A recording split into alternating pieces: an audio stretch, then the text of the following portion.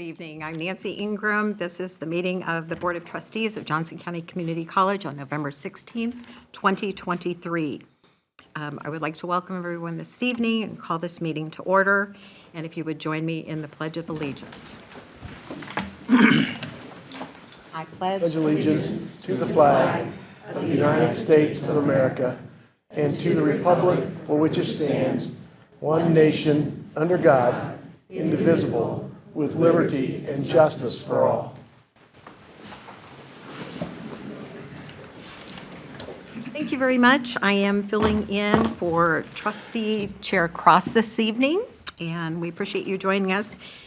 We do have 6 trustees present this evening, and as I mentioned, Chair Cross is joining us by phone, so we will go ahead and begin this meeting, and thank you all for being here.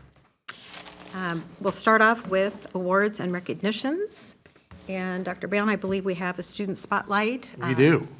If you'll go ahead. Yes. Trustee Ingram, trustees, it's a pleasure once again this evening to introduce you to one of our students. And so, Kate, if you'd come to the podium. This is Kate Castillo, and I'd love for you to have a chance to get to know a little bit about her. Hi, good evening, everyone. I am Kate Castillo, and it is a pleasure to be with you all. And so let's get started. I am Kate Castillo, a sophomore here at Johnson County Community College. I'm excited to share a glimpse into my journey and share my aspirations and the incredible experiences that have shaped my path thus far. I stand here proud as a first-generation college student born in San Luis Potosí, Mexico. My parents brought me here when I was only 2 years old, so the United States is all I know and it's been home to me. I grew up in the Grandview C4 school district, and while it might not be the best school district, it prepared me well. I was able to learn English as my second language and understand the American culture. I must admit, I always felt like I was getting farther and farther away from my own Mexican culture as the years went by. After graduating high school, I thought I was going to go straight to a 4-year university. There were certain factors in my life that did not allow me to pursue that dream. However, it brought me here to Johnson County Community College, to which I am so thankful. JCCC has been home to me for the last 2 years, and I can say that it has changed my life.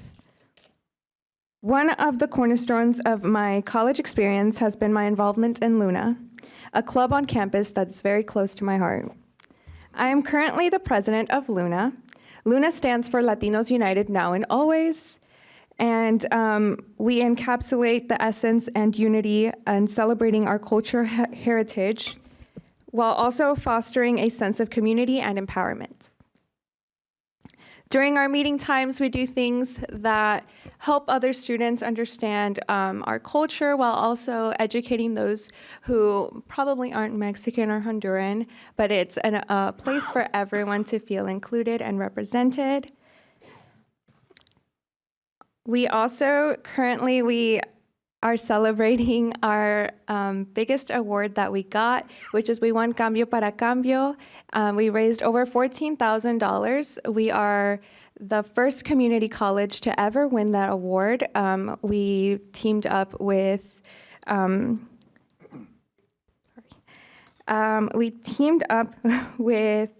Hispanic Development Fund. And we also teamed up with Metro KC, and we also raised money with them through a taco trot event that we had with them. So the community has been very involved with Luna, and Luna has been involved with the community. We have hosted events at Palacana, which is a local Hispanic restaurant, and we sold our T-shirts that were made by students at Luna. And we sold those, and we raised money for undocumented students at Johnson County Community College. And I'm just so grateful to be here today, and thank you. Actually, Kate, the fun part's yet to begin. This is the part where now they get to ask you questions. Thank you. Well, go ahead. What's your major? My major right now is liberal arts. I am hoping to go to UMKC. I'm transferring there, and I'm hoping to double major in accounting and marketing. Thank you. I bought one of your shirts, so thank you. Thank you. That's great. Anyone else have some? Yes. I just wanted to know what your favorite class is so far. You talked about that Luna organization, which is incredible, and you should be very proud. I hope you put that on your resume. As someone leading that group and getting that award, that's amazing. But what is one of your favorite classes that you've enjoyed at JCCC? So my favorite class has been public speaking with Ashley Rader. She is a phenomenal instructor. I loved her class. She was so passionate teaching us, and she made it feel fun, even though public speaking is scary, as someone doing it right now. She really made us feel comfortable with being in the classroom environment and made us feel safe. Like it was a safe place for us to share our stories, and yeah, that has been my favorite class. Well, I would say, not to offend any accountants in the room, but I think you might have a personality for public speaking and leadership for sure. Not that accountants can't be, you can be both, but you are fantastic. Thank you so much for speaking with us. Thank you. Our auditors are going to be very I disappointed. know, I'm sorry. Did not mean to offend anyone. I think that my love for speaking in public and actually being with the community came from recently my job, which is Fresco Marketing. It's a local marketing agency here in KC, and we work with several businesses here, Latino-owned or other businesses like the South Loop Project, which is a project that is going to be making or hoping to make a playground or like a park by the T-Mobile Center. So we collaborate with them, and so I've been able to be with the community, and I landed that job thanks to Luna and thanks to Johnson County Community College. Very cool. That's great. Does anyone else? Yes, Trustee Musil. What would you say to somebody thinking about coming here, whether they're Latina or otherwise? Give me a couple of reasons you'd say you should come to Johnson County Community College. Okay, well, I would start off with the clubs that we have on campus. It truly does makes the students feel like it's not just about school, it's not just about going to class, but there's other ways that you can make friends, long-term memories. So it's not just about going to class, going home. Like once you come to college, once you meet those people and you start kind of getting involved in college is hard for other people. And I didn't have any friends. Like when I came here, I was the only person like that I knew that came to JCCC.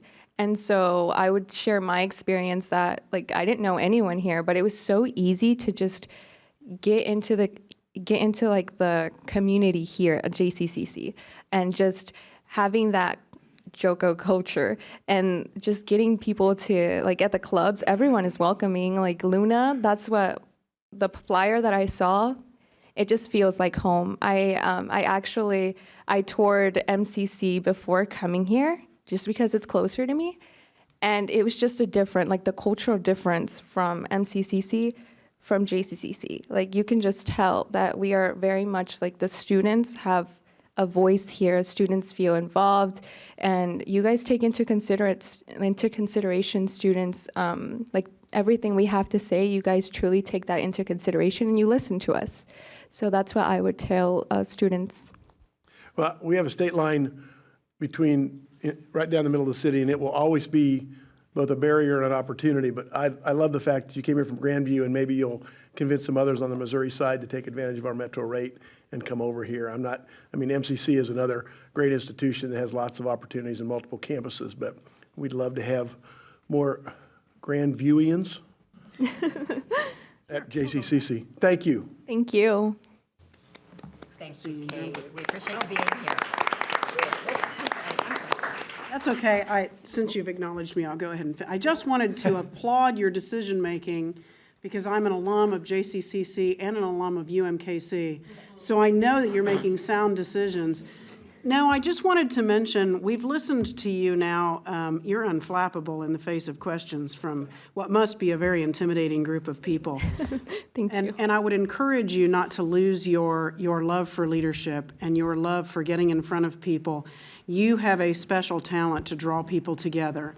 And I hope that you find something in your career or in your personal life outside of your profession that allows you to do that, because you have tremendous talent in that area. So I applaud you and thank you for sharing your story with us. Thank you all so much. Thank you.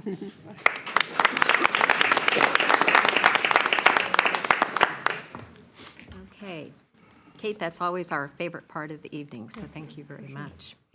Our next item is the open forum, and I will go ahead and read it. I feel a little lost with Trustee Cross. I hope he didn't have anything to add to that conversation. So he can hear us. Yes, you can. Okay, all right, very good. So we look at the ceiling again. I know, it's Hi, Chair Cross. Chair Cross. Can you hear us?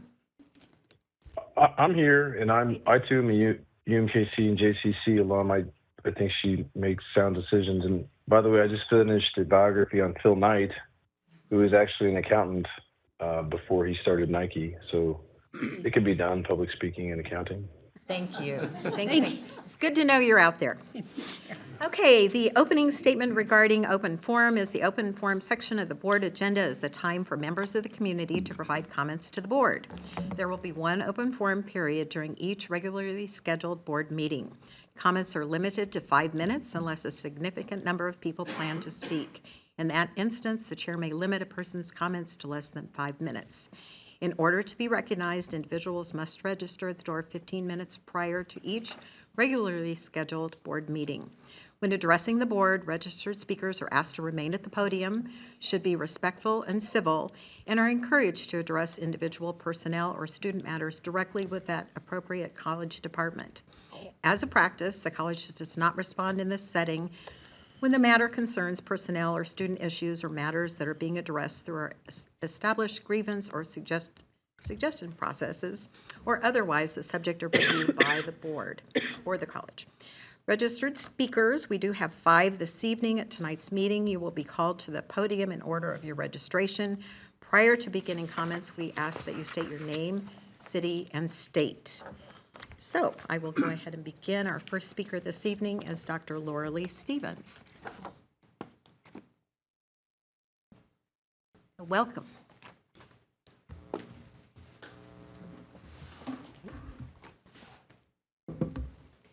Thank you so much. It's great to be here and to see some familiar faces in the crowd.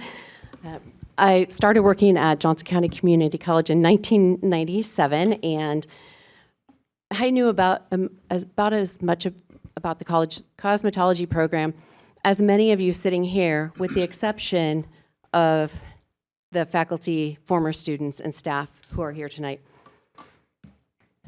When early in the teens, my then supervisor, Andy Anderson, who was VP over the instructional division, said, "You have a lot of jobs going on, but one of your jobs is going out and supporting the outreach sites." JCCC had a lot at that point in time. And he said, "The cosmetology program, that's an outreach site. You take that on too." And I said, okay, I had a lot to learn. Early in my experience with the cosmetology, I learned many things. What I experienced, what is relevant to this topic that has been ongoing for several months here at JCCC.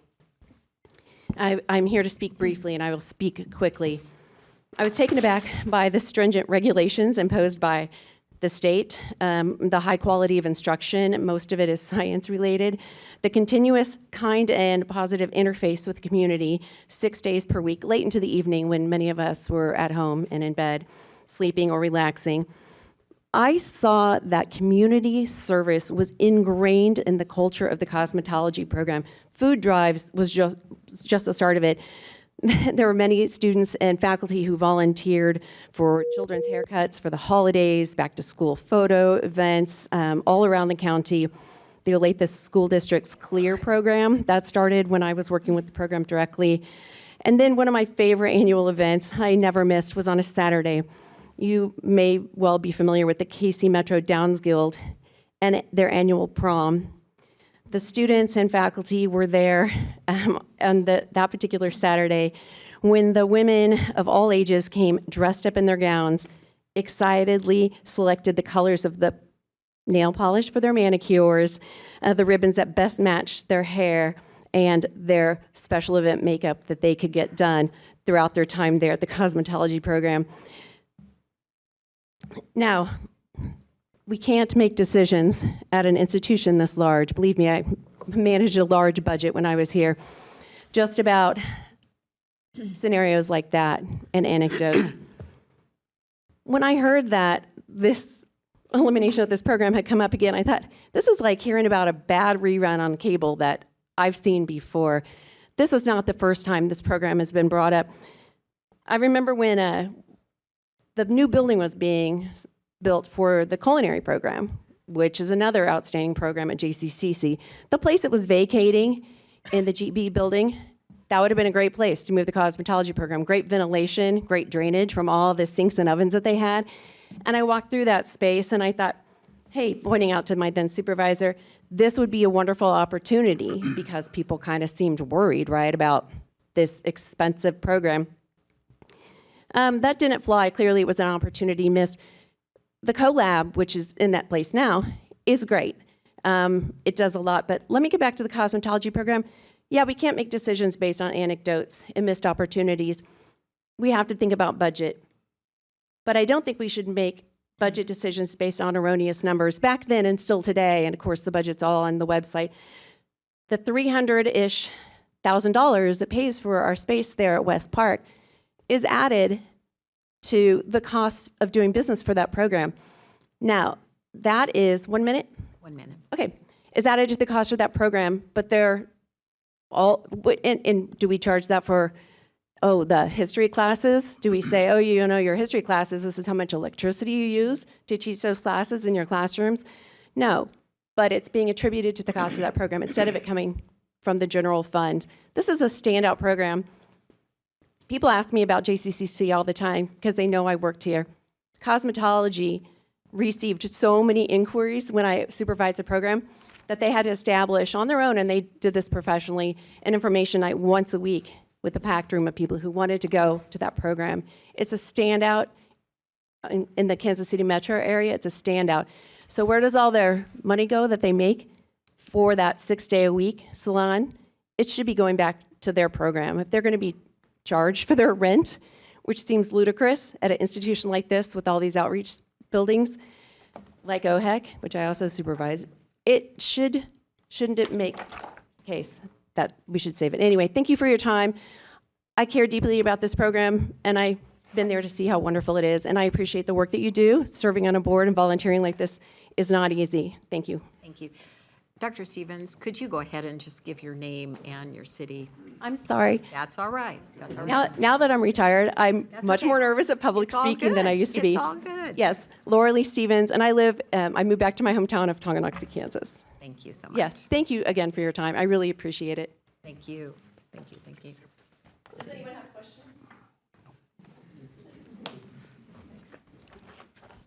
Okay, our next speaker is Christy Dye.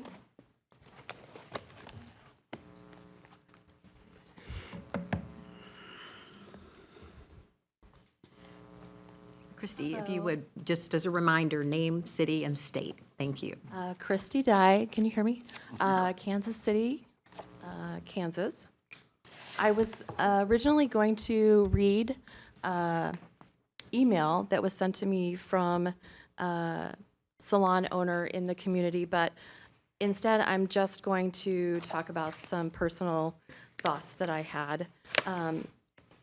One of the things that, adding on to the previous speaker, are expenses. And there are expenses added to our budget that do not belong. One being the building rent. No other program has to pay rent. Over $300,000 would be eliminated from our cost to the college if rent was not an issue. We have no business being responsible for providing a roof for thousands of adult education students. Two, even though we have been without a director since late September of 2022, that person is still being paid for some reason, and people want to know why that person is still being paid. The salon services we provide to the community typically bring in over $200,000, and if career programs can take their proceeds to help keep their programs staying current and help with activities and even help them participate in competitions, we should be doing the same thing. We have never had more than 3 full-time faculty. I've been teaching there for 13 years, and I'm still an adjunct teacher. We'd normally have multiple adjuncts. For aesthetics, we've had up to 5 adjuncts at a time with 1 full-time faculty as chair, similar with the nail program. But in closing, taking away that $300,000 for rent and adding our proceeds, we would actually cost the college the least amount of money of all of the career programs. Thank you. Thank you, Christy.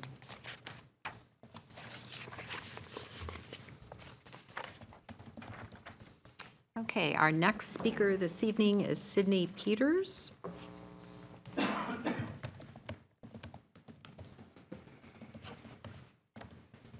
Good evening. Hello, I am Sydney Peters. I was in the, Overland Park, Kansas is where I currently live. I was in the nail program last year, August to December.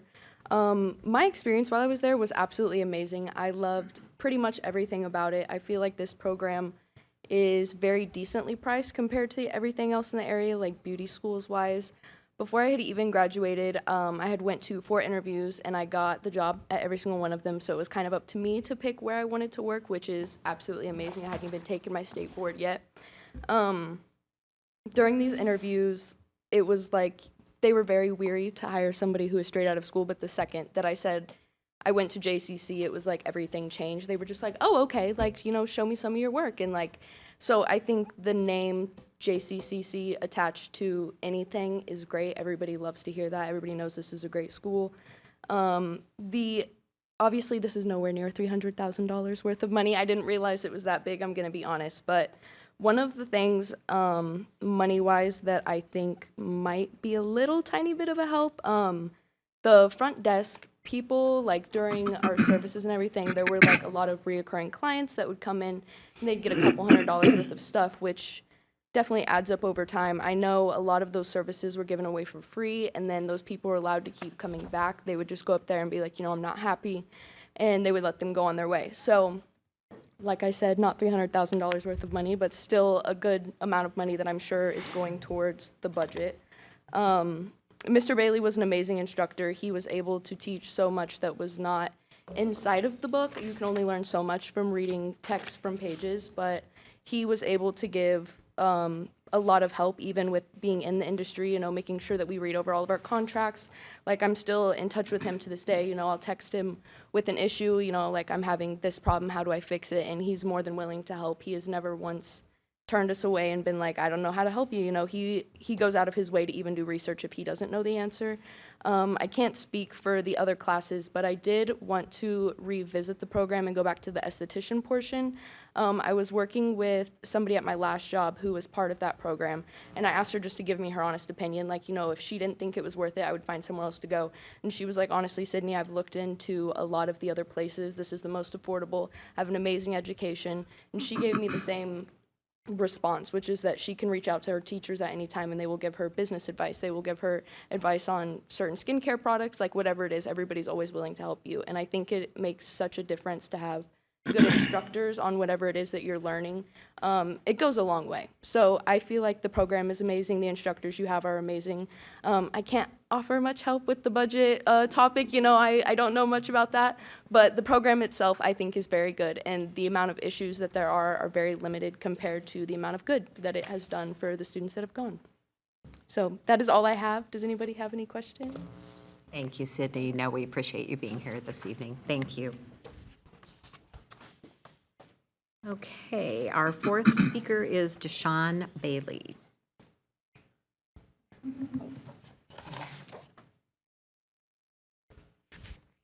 Hello, everyone. My name is, Deshaun Bailey from Kansas City, Kansas. I first just want to tell everyone I appreciate you guys. I thank you for giving me the opportunity and the chance to even work here. I've been here for 3 years, and for them to open the doors for me to work here has been amazing. I love the college, I love the community, and I definitely love my students. You guys are amazing, really, really, really amazing. I'm actually I'm not here to bash anyone. I know you guys have done a lot of work. I know there's been a lot of people who have not done a lot of sleep. Dr. Cox has done a lot of work. I know everyone on the board has done a lot of work. And I'm not trying to come up against anything that anyone has done at all. But what I do want to say is there any possible way that we can look at some of these things in a different light or from a different perspective? A couple of previous people have already discussed as far as like the financing and things like that and how that goes. If I had to go back as far as how I even ended up in this field, I wanted to be a marine biologist. I wanted to swim in the ocean with the dolphins and the sharks, and that's what I wanted to do. I did not want to do nails. There was nothing in reference to nails that I ever want to do. Even as a fact now, if I go out somewhere and I'll say, hey, they're like, what do you do for a living? I'm like, I do nails. The first thing people look at is, you are what? You do what? Like, they can't fathom the fact that I do nails. So I usually have to say, I do manicures and pedicures. And they're like, what? It just goes over their head. But my mom told me one thing. She said, if you go into this field, put your heart into it. I own my own salon, so I still do nails on the side. I've been teaching probably for about 12 years. I get a chance to travel, being a teacher and instructor for a brand. And I actually have had the opportunity to teach thousands of people. When I go to beauty shows, you would be amazed at the amount of people that are there that need the support or need the encouragement or need to see that somebody's successful in something that they're doing. And in the process of all that happening, my mom told me, she said, hey, when you go into this field, you never know who you're going to teach. You never know what lady or woman, she did say woman, might have an issue with they can't go to a regular job. They have kids they have to take care of. And if they're able to come here to get an education, to get a certificate, and walk away and be able to put food on their kids' table, to be able to put clothes on their back, shoes on their feet, and be able to make up their own hours of when they need to work to offset not being able to do that if they have to work a regular 8 to 5 job, you do your best, and you train them the best way you possibly can, and you give them everything that you got. I like that aspect, coming into the field. If I look around here, and I'm not trying to be funny, I wish I could ask questions, but I can't. But if I look around the area, and I look at everybody, I can tell you mostly everyone here has been affected by a cosmetologist, a nail technologist, an esthetician. I'm seeing a lot of color out here. I'm seeing a lot of haircuts. I am seeing a lot of beard trims. I am seeing a lot. And what that means to me is the fact that this area, this field, is always going to be here. I hear you guys talking about AI. As of right now, we do not have to worry about any robots taking over our field and polishing nails or anything like that. So basically, what am I getting at? I'm not going to talk about what everyone else has already said. I know you guys have received hundreds of probably emails. 1 minute. And I'm so grateful and thankful that you guys have responded to the people. I'm grateful for the people that are here that have actually, the support is amazing. You have to forgive us. We're very passionate about what we do. We're very passionate about what we talk about. This is a very passionate field. So sometimes we might get a little heated a little bit because it's important for us, right? This whole field is important to us. But when it boils down to it, there are ways that I feel that we can do this. We can run this program with the little amount of money. As of right now, pretty much we are operating on a little bit amount of money. I can tell you about products like polishes and things like that. We've been working on the same polishes for 2 to 3 years. So it's not an expense that's coming out of our department that we can't or don't have to use. We actually can utilize the way that we have been doing things. I ask, if it's too much money to move us to main campus, the reason why we talked about main campus is because we felt that it would give students another opportunity to be in the midst of like what it feels like to be at a real college. I hate to cut you off. It's okay, it's okay. I'm done? You are finished. Oh my God. I'm sorry. It's okay, it's okay. I told you guys I was not going to be 5 minutes. But I thank you. Thank you so much for your time. I appreciate you guys for listening to us. Thank you. Our fifth speaker tonight in open forum, and the last speaker is Nyla Ridings.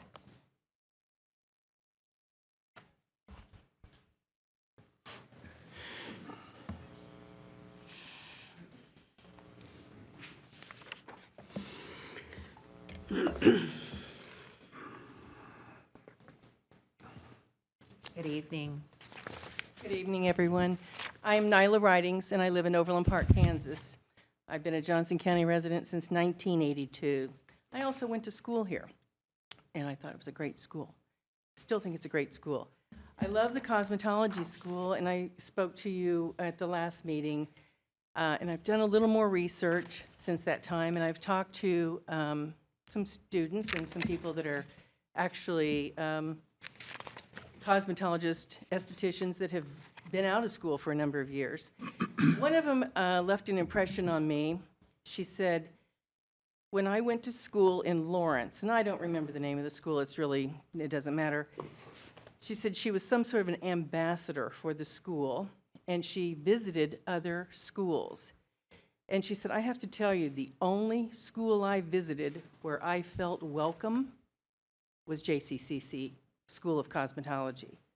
She said the instructors there, the students there just made me feel so welcomed, ask questions, they gave me a tour, all of that. So I thought that spoke a lot for an impression of somebody that didn't even go to school there. I've been a customer there, or a client, whatever you want to call me. And I'm spending all this money now that I wouldn't have spent before because I would have continued to go to the school. So I know the last discussion, there was some numbers thrown around, $12 million or something to move the school to the campus. I don't know where those numbers came from, but as I've looked around the campus, I'm not sure what that building is. I think it's some sort of a child care school or something down here on the west end. I don't think it would cost $12 million to expand that building and add some sort of an addition to that building and make that the cosmetology school, enlarge the parking lot, and there you have it. They're on the campus, and the school stays in business, and I hope that will be your decision. Thank you so much for serving on the board. I really appreciate it. I know it takes a lot of your time and energy. Like the rest of the community, we appreciate you. And we'll appreciate it when you vote to keep the school operating. Thank you. Thank you. Thank you. Thank you. Okay, and that does conclude our open forum for this evening. So we'll go ahead and move on to board reports. And our first one is Student Senate. And Athena Gonzalez, good evening. How are you? Hello, I hope you're all doing well. So some reports for Student Senate is our General Assemblies are still meeting Mondays 1 to 2 in MTC 211. Our last meeting will be on December 4th. About some updates about the events this semester. I know Trick or Treat for Kids was the same day as the last Board of Trustees meeting, so unfortunately, I don't think many people from here got to go. But we had 333 people attend this event with around 20 clubs and departments also helping to participate in helping with the event. For our upcoming event, our current event in Student Senate, we have JCCC Gives. 14 nominations were approved. The Shop JCCC link for monetary donations is up, and so is the Sign Up Genius for purchasing tags for gifts. We will also be having a market for fundraising for this event, and that will be on November 29th from 10 a.m. to 2 p.m., I believe, in the COM atrium. And we will be accepting donations of individual bake sales and goods as well as monetary donations. Both of these links are on the Student Senate website, and you can get to that through with the address of jccc.edu/JCCC Gives. We also provided funding to 2 different clubs this semester, since the last meeting. One was to BSU for their poetry slam, and that was $175. And then the second one was for the Student Veterans of America, and that we funded them $1,520. And we will also be having another fundraising event on this upcoming Monday at Chick-fil-A, and this will be the Chick-fil-A, I believe, closest to the school in Olathe. I have flyers on the desk over here, but that will be from 5 p.m. to 8 p.m. And that is all I have. Awesome. Well, that's a lot. There's a lot of activity going on. Thank you very much for your leadership. Does anyone have any questions or comments? Questions? Trustee Rattan. How do you feel as you're completing your first semester as the leader of the Student Senate? I'm really excited to be completing it. I'm really proud of all of our senators for all the work that they've been doing. So I'm hoping that we can finish off really well this semester. Seems like a lot of good activities and successes, so thank you. Thank you. And remind us how many senators you have. I believe we have, we still have 20 out of the 21 spots filled, so we have 14 senators, 1 Clear and Connect liaison, and then 5 people on our executive board. Great. Thank you. Anyone else have anything? Okay. All right. Well, thank you for joining us this evening. We'll see you next month. Our next board report is Mr. Dick Carter, the college lobbyist. Good evening, Dick. Thank you, Madam Chair. As the calendar year draws to a close, interim committees are working on wrapping up their recommendations to the full 2024 legislature. And we hope to know more specifics as December rolls along. Some of them are still compiling their recommendations, and we'll be putting together formal reports that are forwarded to the legislature when they convene on January 8th. What we do know, though, is revenues appear to continue to be strong, but just this month, the Consensus Revenue Estimating Group downgraded the expectations for revenues over the next couple of years. And that has to do really with some existing tax policy and the way some of the dollars flow. Yet the economy remains strong. And so I think that there's not a real concern, at least now through 2025. At that point, we begin to see some revenues dropping off due to some state obligations and some bills coming due to the state. I think what I would like to do right now is compare and contrast what we do know a little bit about the GOP leadership proposal and the minority party proposal that just was unveiled yesterday as it relates to some of the tax policy discussions that we'll be having come January. Both parties desire to really put some meaningful tax relief into the conversation that will be the public policy discussion in the next session. Leadership desires, and I've talked about this before, to adopt a flat tax, which would be an income tax-based relief. Democrats yesterday unveiled a program that they would like to offer some tax relief through local ad valorem tax fund returns back to local governing bodies like you, which means then in effect you discount or you reduce the amount of property tax, your millage, that you're setting in your budgets each year in the August timeframe. House leadership has threatened to repeal the LA VTR statute, meaning it would just go away. There's a statute on the books that is you're supposed to transfer, the state is supposed to transfer revenues back to those local units of government. And each year in the budgeting process, they can pass a proviso that just says, we're not going to do that this year. And they've been doing that since about 2003, 2004.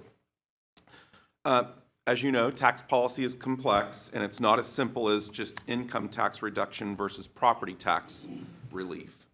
And they don't really have the same impact. Not everyone will see a significant relief from a flat tax, but also not everyone is a property owner, and relief may not flow to the taxpayer, either if they're renters or if they're non-property owners.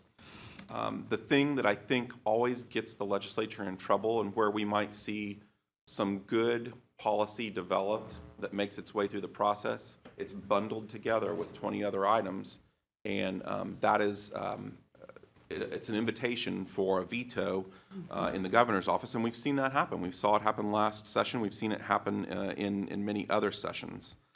I think the governor will probably have her own tax policy proposal. So now you have 3. You've got the Republican leadership, you've got the Democrat proposal, and then I think the administration will have some things that it proposes. With regard to the other property tax issues, we're still anticipating that there will be a proposal out there that comes from Senate leadership with regard to a statewide mill levy or some type of transfer of state general fund dollars in lieu of your ability to set the mill levy or set the budget that you were elected to do at the community college. It's about a $300 million transfer statewide. And that may sound good for the first year or two, But remember back to the comment that I said, in about year 2026, we have some bills coming due, and we may not have the healthy revenues that we have presently in state government. For the next piece that I want to talk about, I don't normally engage in talking about politics, even though that's what I do for a living. I like to sort of present what's going on in Topeka and what it means to the campus, and I think this will be done in that same vein. But local elections have an impact, and we saw that this go around, and I want to talk about maybe what they mean for the coming session. Local races are generally considered nonpartisan. We know that's the same here, but you usually know what flag is being flown by the candidate. It's not talked about, but it makes a difference in the end when it comes to different things at the state level.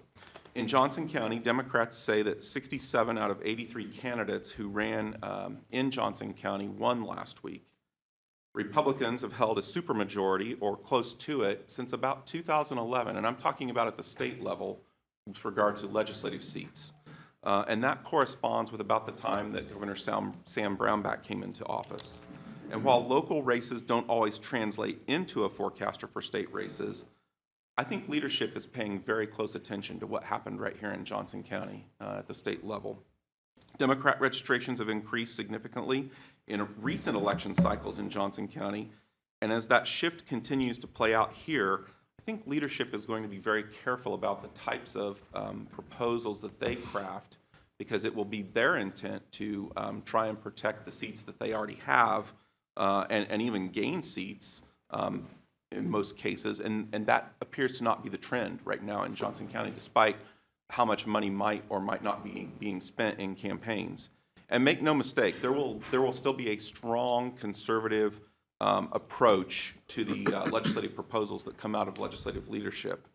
But I think both camps will be playing the election cycle game next year, and so we'll be talking about a lot of bills that we rush to put in testimony, that we organize testimony, get it put in for the record, and then maybe the bill never goes anywhere or doesn't get voted on at all.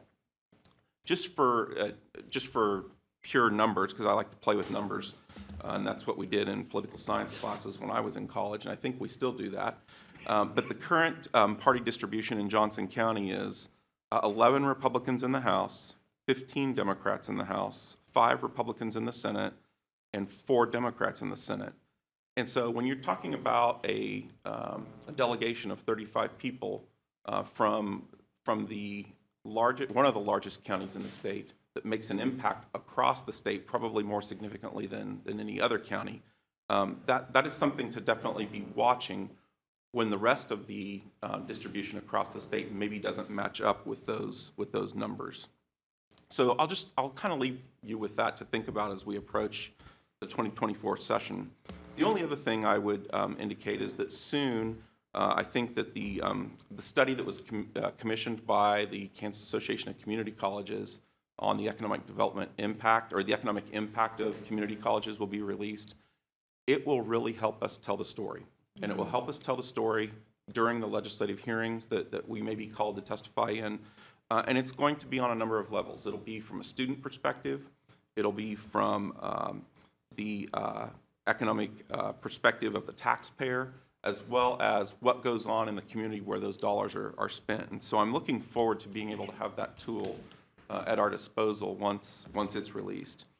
And then in December, just to kind of give you something to look forward to, it would be my intent to sort of outline the big issues that we plan to deal with, or that we think are coming in the legislative session in 2024. Not all of those will have a community college impact, but it will give you a sense of what we're dealing with or going through as we sort through the proposals that do have a direct impact on the college. So, Madam Chair, I think I would stop there and answer any questions if I'm able. Certainly. Thank you for your report. Does anyone have any comments or questions for? I do, Madam Chair. Yes, Mr. Musil. I missed you said the statewide mill levy that might result in a $300 million transfer of general fund money to what? So it would replace, it would be a $300 million transfer that would replace the mill levy that is raised or passed by various community colleges across the state to fund that portion of the budget. I haven't seen the specifics. That's just the general outline of what we've heard.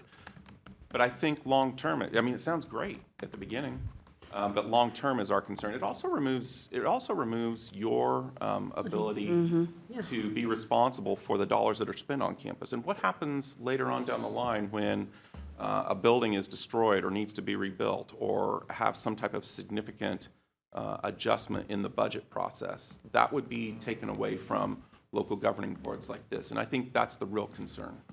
So it's not a mill levy, it's taking existing state revenues and saying, we will spend those on community colleges instead of community colleges spending their local tax dollars. That is my understanding. That's a takeover of the community colleges and local control. That is not anything more than that. And I don't know what our property tax, our property taxes, I know they're 68% of our budget, so that's $120 million? 120 million of that 300. And if we think that Johnson County is going to get its fair share of anything the legislature appropriates, we should think again, because it will not happen. You gave the Republican-Democrat split in our delegation. I don't know what Sedgwick County is, but I do know that Sedgwick County works together better than our delegation, regardless of party, to make sure Wichita and Sedgwick County gets what it wants. And all of the leadership in the legislature right now is centered around Sedgwick County. So that is not something we should gloss over, that the state will act like they're helping us by giving us money when they're flush, and 5 years from now, as you suggested. We don't know what the formula would be for distribution. We don't know what's going to happen in the future, but this board would lose, those of you still around are going to lose all of your ability. And in a way, you won't be accountable to the people of Johnson County, so maybe it's good. I think that'd be a horrible idea. Horrible idea. You didn't mention the grocery sales tax. Does it automatically go away this January? I can't remember the phase-in. Yeah, I think this will be the third year, and so it's not really taken into account for any of the proposals as far as that's concerned. And we're talking about the state portion only. Right. The locals still have the ability to collect that amount. The state portion was 4.5%, 6.5%. So 6.3%, I think, is sales tax for the state. So as it has ratcheted down, yeah, it would be zero, I think, beginning in fiscal year, I don't know if it's fiscal year 25 or if it's calendar year. The way they adjusted, or the way they set that particular policy in motion, I think it starts on January 1. So I'm not sure what fiscal year we'll be in when it fully takes. well, that would be it. Doing that immediately with the money that's in there would be an immediate benefit to everybody, and anti-regressive or progressive. Professor Leiker will tell me what the right term is, but that would benefit everybody, and lower income individuals would benefit more, because that's a necessity they have to buy. I will mention finally that the cap on property tax increases, I've talked about it before, will do nothing but make you still have to raise the same amount of money. So if we don't let increased values go up over 4%, then your mill levy is going to have to go up. So it is a legislative way to put more pressure back on local school boards, city councils, and community college boards. Dick, I appreciate what you do up there. Thank you. Does anyone else have any? Okay. Mr. Carter, thank you very much. Appreciate that. And Greg, appreciate your comments and your information that you've shared with the board too. I think it's really important that people begin to understand what's out there, certainly what's out there. So thank you very much. Okay, our next board report is from the Faculty Association, and that's Andrea View. Good evening. Oh, I will, a little bit shorter. Hello, my name is Andrea View, and I am the president of the JCCC Faculty Association. First, we do want to congratulate trustee Laura Smith Everett on her re-election to the board, and also to our new recently elected new trustees. I said that really weirdly, I don't know. But Valerie Jennings and Greg Maisel, so congratulations to you on your election to the board. So we look forward to working with all of you to serve the students and the community. We'd also like to thank all of the trustee candidates who ran for this election and put themselves out there and to seek to serve this college. Running a campaign is not easy, and I'm always very appreciative of people who are willing to run for public office, particularly local offices that have so much of an impact on our day-to-day lives. As an aside, it was also nice to get to chat with a lot of you and the newly elected trustees in last Saturday's Some Enchanted Evening event. I suspect you will have a more complete report on that later in this meeting, so I'm probably not going to talk too much about that, but I'll just leave it at saying that the Faculty Association was very happy to sponsor a table, and we all had a great time at that event. It was a great event, so thank you for that. I also want to say that I'm very appreciative of the deliberation and the due diligence that members of this board have been doing with regard to terminating programs. I know that decisions about programs offered here at JCCC are difficult, and I'm grateful that all of you take those decisions so seriously. I just wanted to, I'm going to wing it here, which is probably not a great idea, but just thinking about what some of the folks here have said tonight, I was thinking back to my time as an undergrad when I was a server and a bartender, and many of the people that I worked with were parents. And they worked part-time because they wanted to work around their kids' schedules so that they would be able to drop their kids off at school and pick them up after the school day. So, hearkening back to the comment about, people actively seeking part-time work so that they can be home with their kids, and that's not going to be reflected in these entry-level salaries because they are intentionally working part-time. So I think that's a really important piece to keep in mind. Related to the economic development piece of community colleges, I mean, the people that we've heard from students on several of these meetings, the people that get these degrees go out and become contributing members to society, and they become tax-paying members of society. So we are actually creating economic development by supporting these programs at a low cost so that students can go out and get jobs immediately, or even when they're still, maybe still in school. I'm not a numbers person. I am not an accountant. I'm not gonna, try to play off like I am an accountant or do know the numbers. I can tell you I have gotten several questions about the numbers. Why would it cost $12 million? I was in a meeting with several cosmetology folks who said that they could build a brand new salon for $5 million. So it wasn't clear why the number 12 was there. And I don't know either because I am not the person that does the numbers here, so I would defer to the people that do the numbers.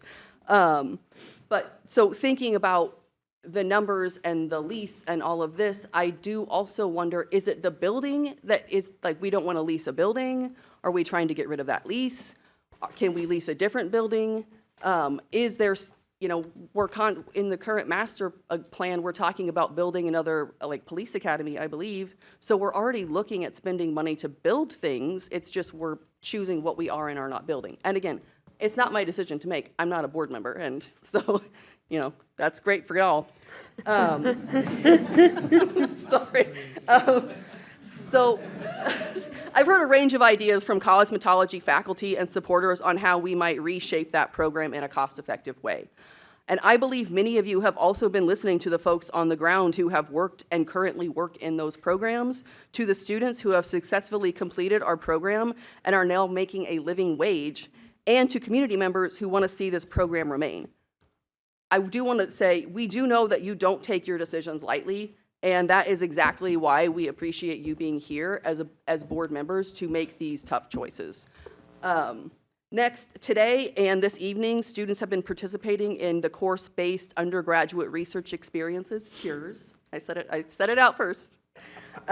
Symposium in the CoLab. So just a quick reminder, CURES are a way for students to engage in real-world projects in their classroom.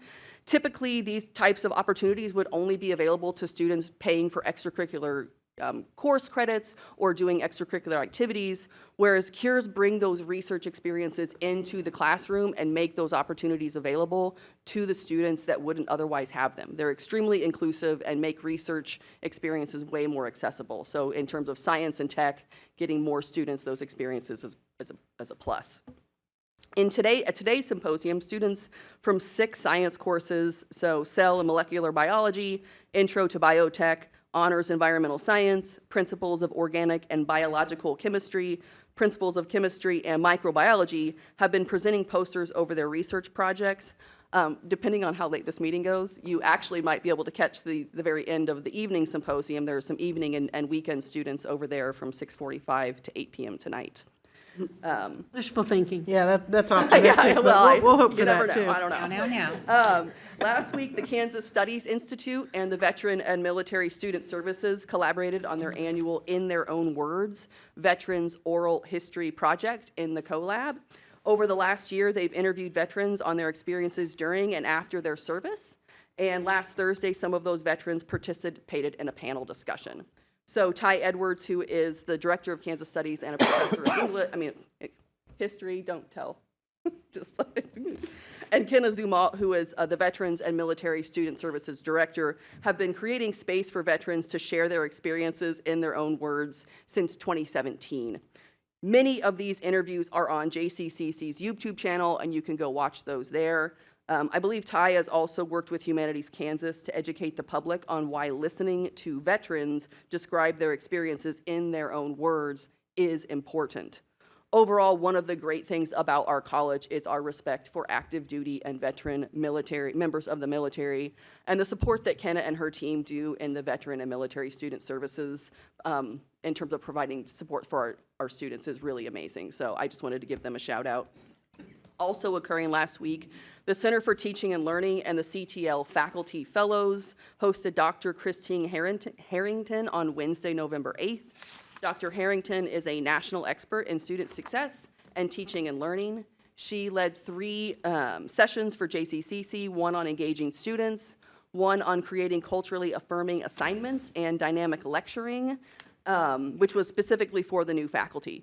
So this year's faculty fellows are Megan Doyle from College Success, Ted Rollins from English, Lisa Cole from Accounting, and Scott Gilmore from Industrial Technology.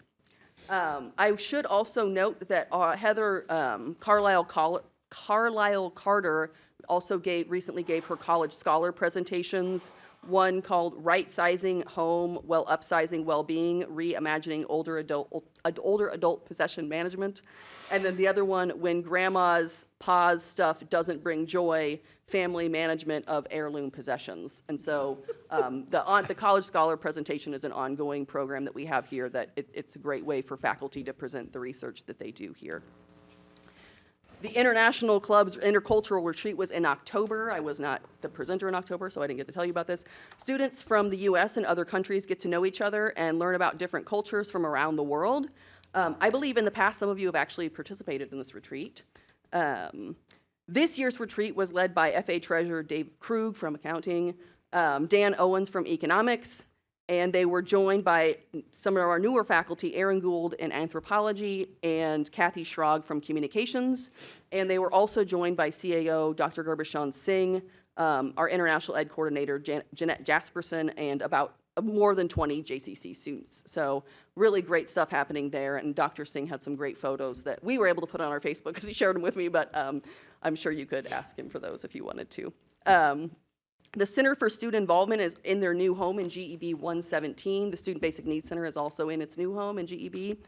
And the Center for Student Involvement is currently running their JCCC Gives program.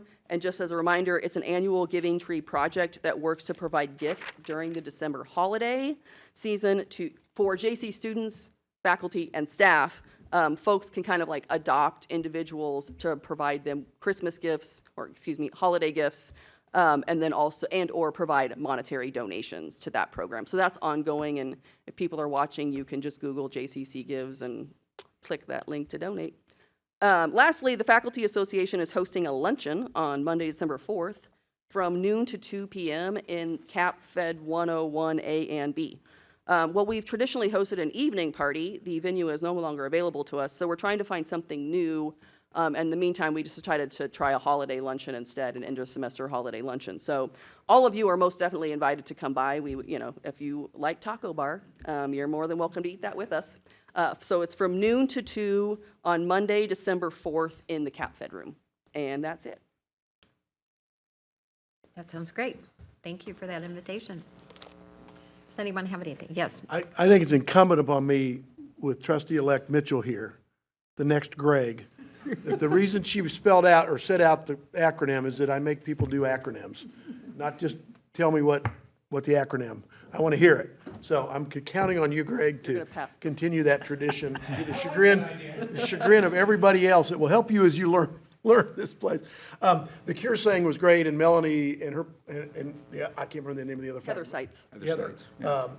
It was great. Stopped by today. I know Nancy was there. I think Dawn. I've done it in the Yeah. past, in the poster contest.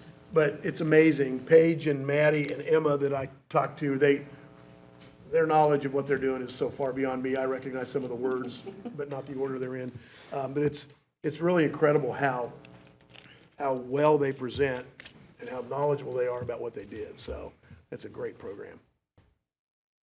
Yeah, I agree. I mean, I think one of the great things, she gave me a longer spiel that I did not read because I didn't want to talk too long, but I will say that a lot of the program from Cures is coming from an NSF grant that Melanie and Heather Seitz did acquire, and so they were able to pilot a program last year, and then they've actually been able to expand that program to a bunch of other faculty and classes. So thanks to the NSF grant, the grants office, Melanie and Heather to, really support our students and get some of these experiences like hands-on in their classroom. Go ahead, trustee Rail. So I want to thank you, as always, for your articulate presentation at the podium. That was a lot. And I think it's a testament to just how engaged everyone is at this institution in trying to make the student experience better. A couple of things I keyed in on. I, of course, have an affinity to our veterans, and I am consistently impressed with the importance that's placed on our veterans and active duty military program here at JCCC in a time where veterans are in crisis all over the country, and the efforts and the resources that we put toward holding those people up and lifting them up. I always enjoy hearing about that, and I think it's wonderful that we do that. I also think it's wonderful that other people have found that their children are not going to want their heirlooms when we pass. So I want to hear more about that and how we shift that. I think we're out of luck, though. I've already been told we don't want your furniture, Mom. So, but thank you for your comments, as always. I can say my sister and I are having, talking to parents about what we don't need. I guess is maybe a way to say that. Yeah, that's really painful. Right? I'll just tell you. But anyway, I'm just teasing. So, anyone else have any comments? I do. I just wanted to make a quick comment. I think the most controversial, stunning thing you said is that the clubhouse is no longer the meeting place. Right. After how many years? I don't know. It's been As long as I've been here. 15, 20? Yeah. Could we make a Goodness. requirement the next person we hire has to be living over Yeah, there? you have to live Yes, in. yes, Good that's idea. just, Okay. wow, I'm just I'm still shocked. trying to reach out to them to see if we can figure something out, but they do have a rule that you have to have a resident, and we don't have a resident over there anymore, so. Gotcha. But I'm hoping that I can figure something out. Well, I wanted to echo others. The amount of things that we do and our faculty are involved in are what makes this place incredibly special. So thank you for trying to touch as much of that as possible. Go ahead, trustee And Radian. as far as the research goes, I do think that is such a great opportunity for students. I love to hear about, I've gone before when they talked about finding antibiotics in soil, and it also works on their presentation, their public speaking, as well as presenting their research in a way that the public can understand. So I really love that, and sorry that I missed it this year. Also, I do want to give a shout out, and someone may do it again later, but Kenna, who does all the stuff with the veterans, I did have the opportunity during Veterans Week to go to the luncheon, and I think Trustee Hamill was there as well, and Greg as well, and they all both agree with me that it was a really put on event. I love that they brought together veterans and current students, and they honored each other. It was a two-way thing. There was even one veteran who stood up and talked about how he had PTSD and how he started a whole program to help other veterans with PTSD. And it was great for our younger veterans, I think, to hear that there's support out there. There's ongoing pride and support, and it all came together here. So just a shout out to Kenna, her staff. There were a whole bunch of other, like a minister, a benefits coordinator that I met that all come together and gather here at JCCC to help these veterans. So it's so much more than you ever think there is to help veterans at our school. Yeah, and County. so two things. One, I do want to say that STEM Poster Symposium is usually in the spring. This is just like an added thing, so that you'll still be able So I to can do still Yeah, make it. You'll still be able to make it. And I think you're absolutely correct where they're learning to talk to people about their research in a way that like the public because I'm not a scientist. So I was there at that one last spring where we're walking, people were walking around and asking questions, and then they're able to explain things in a way that's like digestible for the social scientist in me, right? The other thing that's really great about the veterans programs is that they do it during the day where a bunch of our current students can go who are not veterans or do not have veterans in their families. I had a student in one of my classes talking about the program last week who was speaking to how it was several Vietnam veterans talking about both their service experience and then the way they were treated when they returned home. And the students, I don't think, had heard that before. My stepfather is a Vietnam veteran, and so he was in the Marines. And so I had conversations before with him about that, and I think it's good for us to share those stories because we need to, regardless of what people think about the policy, that people need the support. And so that was one of the big takeaways that some of my students actually talked about from that program. Yeah, keeping that history vibrant and alive. So thank you. And I think the only comment that I would make in response, because think you bring up some wonderful points, but we always hear that terminology, wraparound services, and we tend to think of things sometimes that we do, but I think it's that support that you're speaking to that's really important.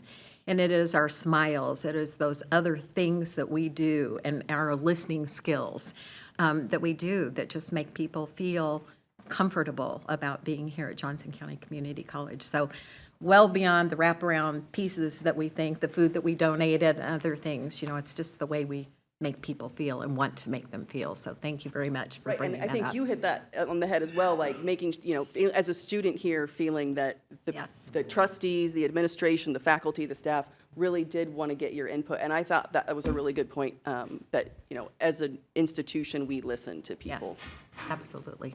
Thank you all very much. Okay, and thank you if there's nothing else. Okay, Thank you. We appreciate your report. Thank you. Okay, our next report, Trustee Musil, the Johnson County Education Research Triangle. Madam Chair, this is the Johnson County Education Research Triangle is funded by a 1/8 cent sales tax approved by the voters in 2008. It supports the KU Cancer Center, which is run by our Johnson County of the Year, Dr. Roy Jensen, supports the KU Edwards campus, and it supports the K-State Innovation Campus in Olathe. It's interesting because the timing of when sales taxes are reported have screwed up the last couple months. September's collections were down 30% from 2022. October revenues were up 54% from 2022. So those are reporting issues. Over 10 months in 2023, we're up 5.1% over 2022. And just for reference, FY22 was up 13.5% over 2021. So I've talked about the impact of inflation when it's a sales tax-based thing. So although we're only up 5.1% over last year was a huge year because of the inflation in 2022. So the next meeting will be in January. Well, the next meeting has not been set yet. It will be an interesting new board because Mayor Dunn has chaired the board for the last number of years. She did not run for re-election. The board positions have to be elected officials in Johnson County, and they're appointed by the legislature. KU, K-State, Johnson County Community College has an appointment. So Mayor Dunn will be off. Mayor Mike Boehm of Lenexa has been on the board for a long time. He has not run for re-election, so he will be leaving the board, and then I will be leaving the board, and the new board will appoint a new liaison. But the funding is strong because of the sales tax revenues, and I think all three schools are, well, the Cancer Center's hitting it out of the park. KU Edwards has stood up a bunch of new programs. K-State Innovation Campus was a brand-new startup, so it was the hardest, but it recently announced a new strategic plan that I think will get it going and start having enough students out there to make a real productive effort partnering with industry in the area. So that's my report. Thank you very much, and thank you for your commitment to that committee as well. We appreciate you having served Johnson County Community College as our representative, so thank you very much. The next item is Kansas Association of Community Colleges. That would be my report, which is very short. We have our next meeting December 1st and 2nd in Liberal, Kansas. We will be at Seward Community College, so we will be traveling across the state for that one.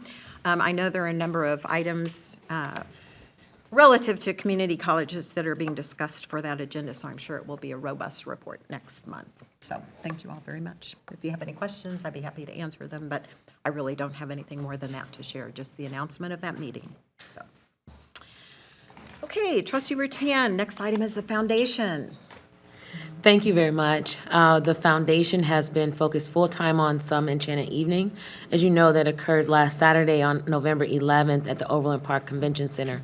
We were sold out for the event and $165,000 over our income goal before we did an ask in the actual room at the event. The number that we ended up with was 20% over our $800,000 goal. We ended up with $972,000. Raised, and for year to date, we've raised $1.3 million for scholarships. So great work to be proud of. Also proud that we integrated several students and programs into the event, and that included culinary, fashion, hospitality, and our speaker of the night. So guests left the event learning even more than ever how JCCC is impacting our community and our students. And if anyone else attended, if you'd like to add any more comments, we're happy to have all trustees in attendance. Best dessert in 30 years. Wow, I didn't even, What was it? was up schmoozing, I didn't get the dessert. The comments I wanted to make was that I think a lot of credit goes to our executive president, what do we call her? Executive director? Joy Ginsburg, who really had the vision for making the event about our students and incorporating it as much as possible. And I just give her tons of credit for that because that vision really came to life and you could see that. I sat at a table, I sort of asked to, and then I was surprised she did, set me at a table with strangers because I like being an ambassador. And the couple next to me on my left and next to my husband both didn't realize how many things Johnson County Community College did. And they really enjoyed getting to know all, and what they thought was all. And I thought, you have no idea. But getting to know more about the college. And I think that speaks to what this event can do for our community members and why it's such a wonderful thing. So I joked on my social media that it was a big night in Kansas City because Jason Sudeikis and Hannah Waddingham were singing on one side of town.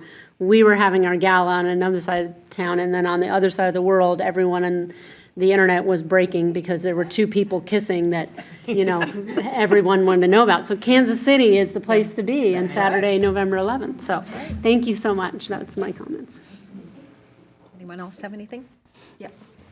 Just briefly, it was an amazing event. I want to say this is probably my 12th or 13th consecutive year of attending, and it was, as usually, hit out the park, and you're absolutely right. Joy Ginsburg did a fantastic job. And it provides an opportunity not only to thank the people who have given so much over the year, but to your point, to introduce the college to people who may not know about it. And at my table, my two guests had never really been on campus at all. And so it was an opportunity for them to experience, really the gift that Johnson County Community College gives to our community. So it was very well done. I'm so proud that we were able to raise as much money as we did. And it all, of course, goes to help our students. And how wonderful is that? So this is an amazing evening. Thank you. Thank you. Anything else? Nancy, I want to say thanks for having us do one last dance with you. Thank you very much. That's all I have. For those of you who didn't know, the four of us got out on the dance floor and danced together, so. We were amazing, too. We were amazing. We were amazing. I've heard a lot of comments. Amazing was not what they said. I didn't see you joining us, so. The best part was your face as we were all walking out to the dance floor. So, anyway, thank you very much, and thank you for that report. That completes my report. Absolutely, thank you. College Counsel, Jason Arnett, I know you were here. Good evening.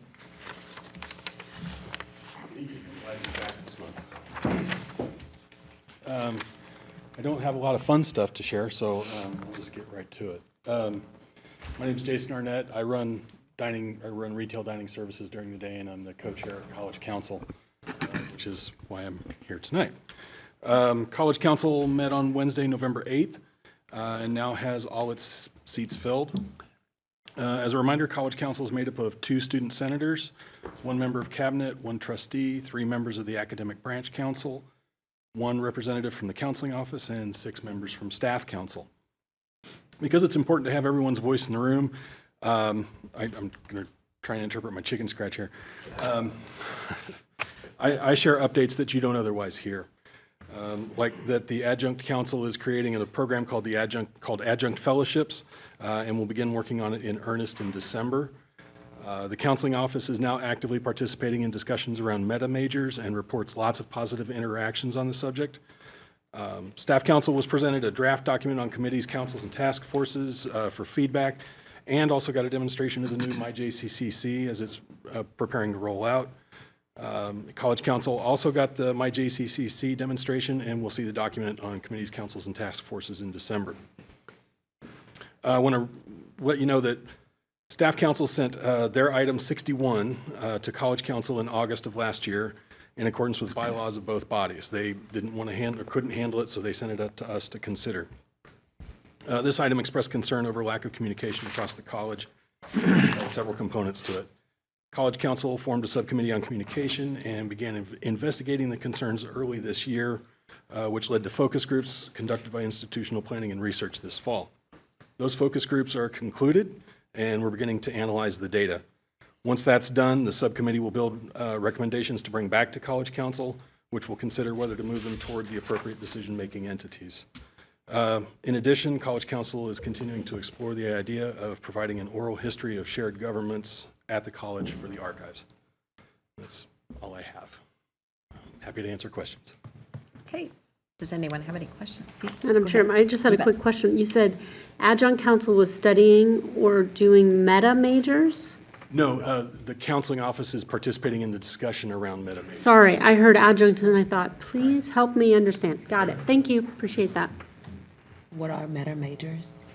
I can't really explain that. He's not a counselor. The MetaMajors project is allowing students to understand their pathway by understanding whether or not they would like to look at STEM careers and then the associated sets of courses, or careers in the humanities and social services or public affairs.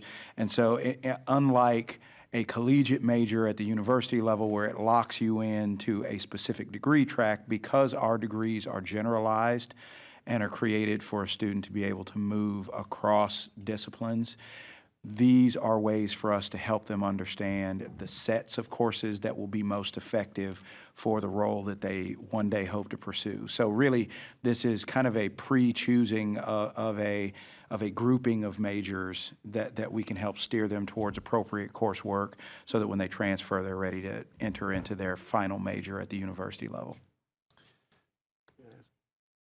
How does that differ from guided pathways, and how do we deal with the credit transfer then if they need a 4-year degree? The Meta Majors is part of the Pathways project. It's just a piece of that overall student pathway piece.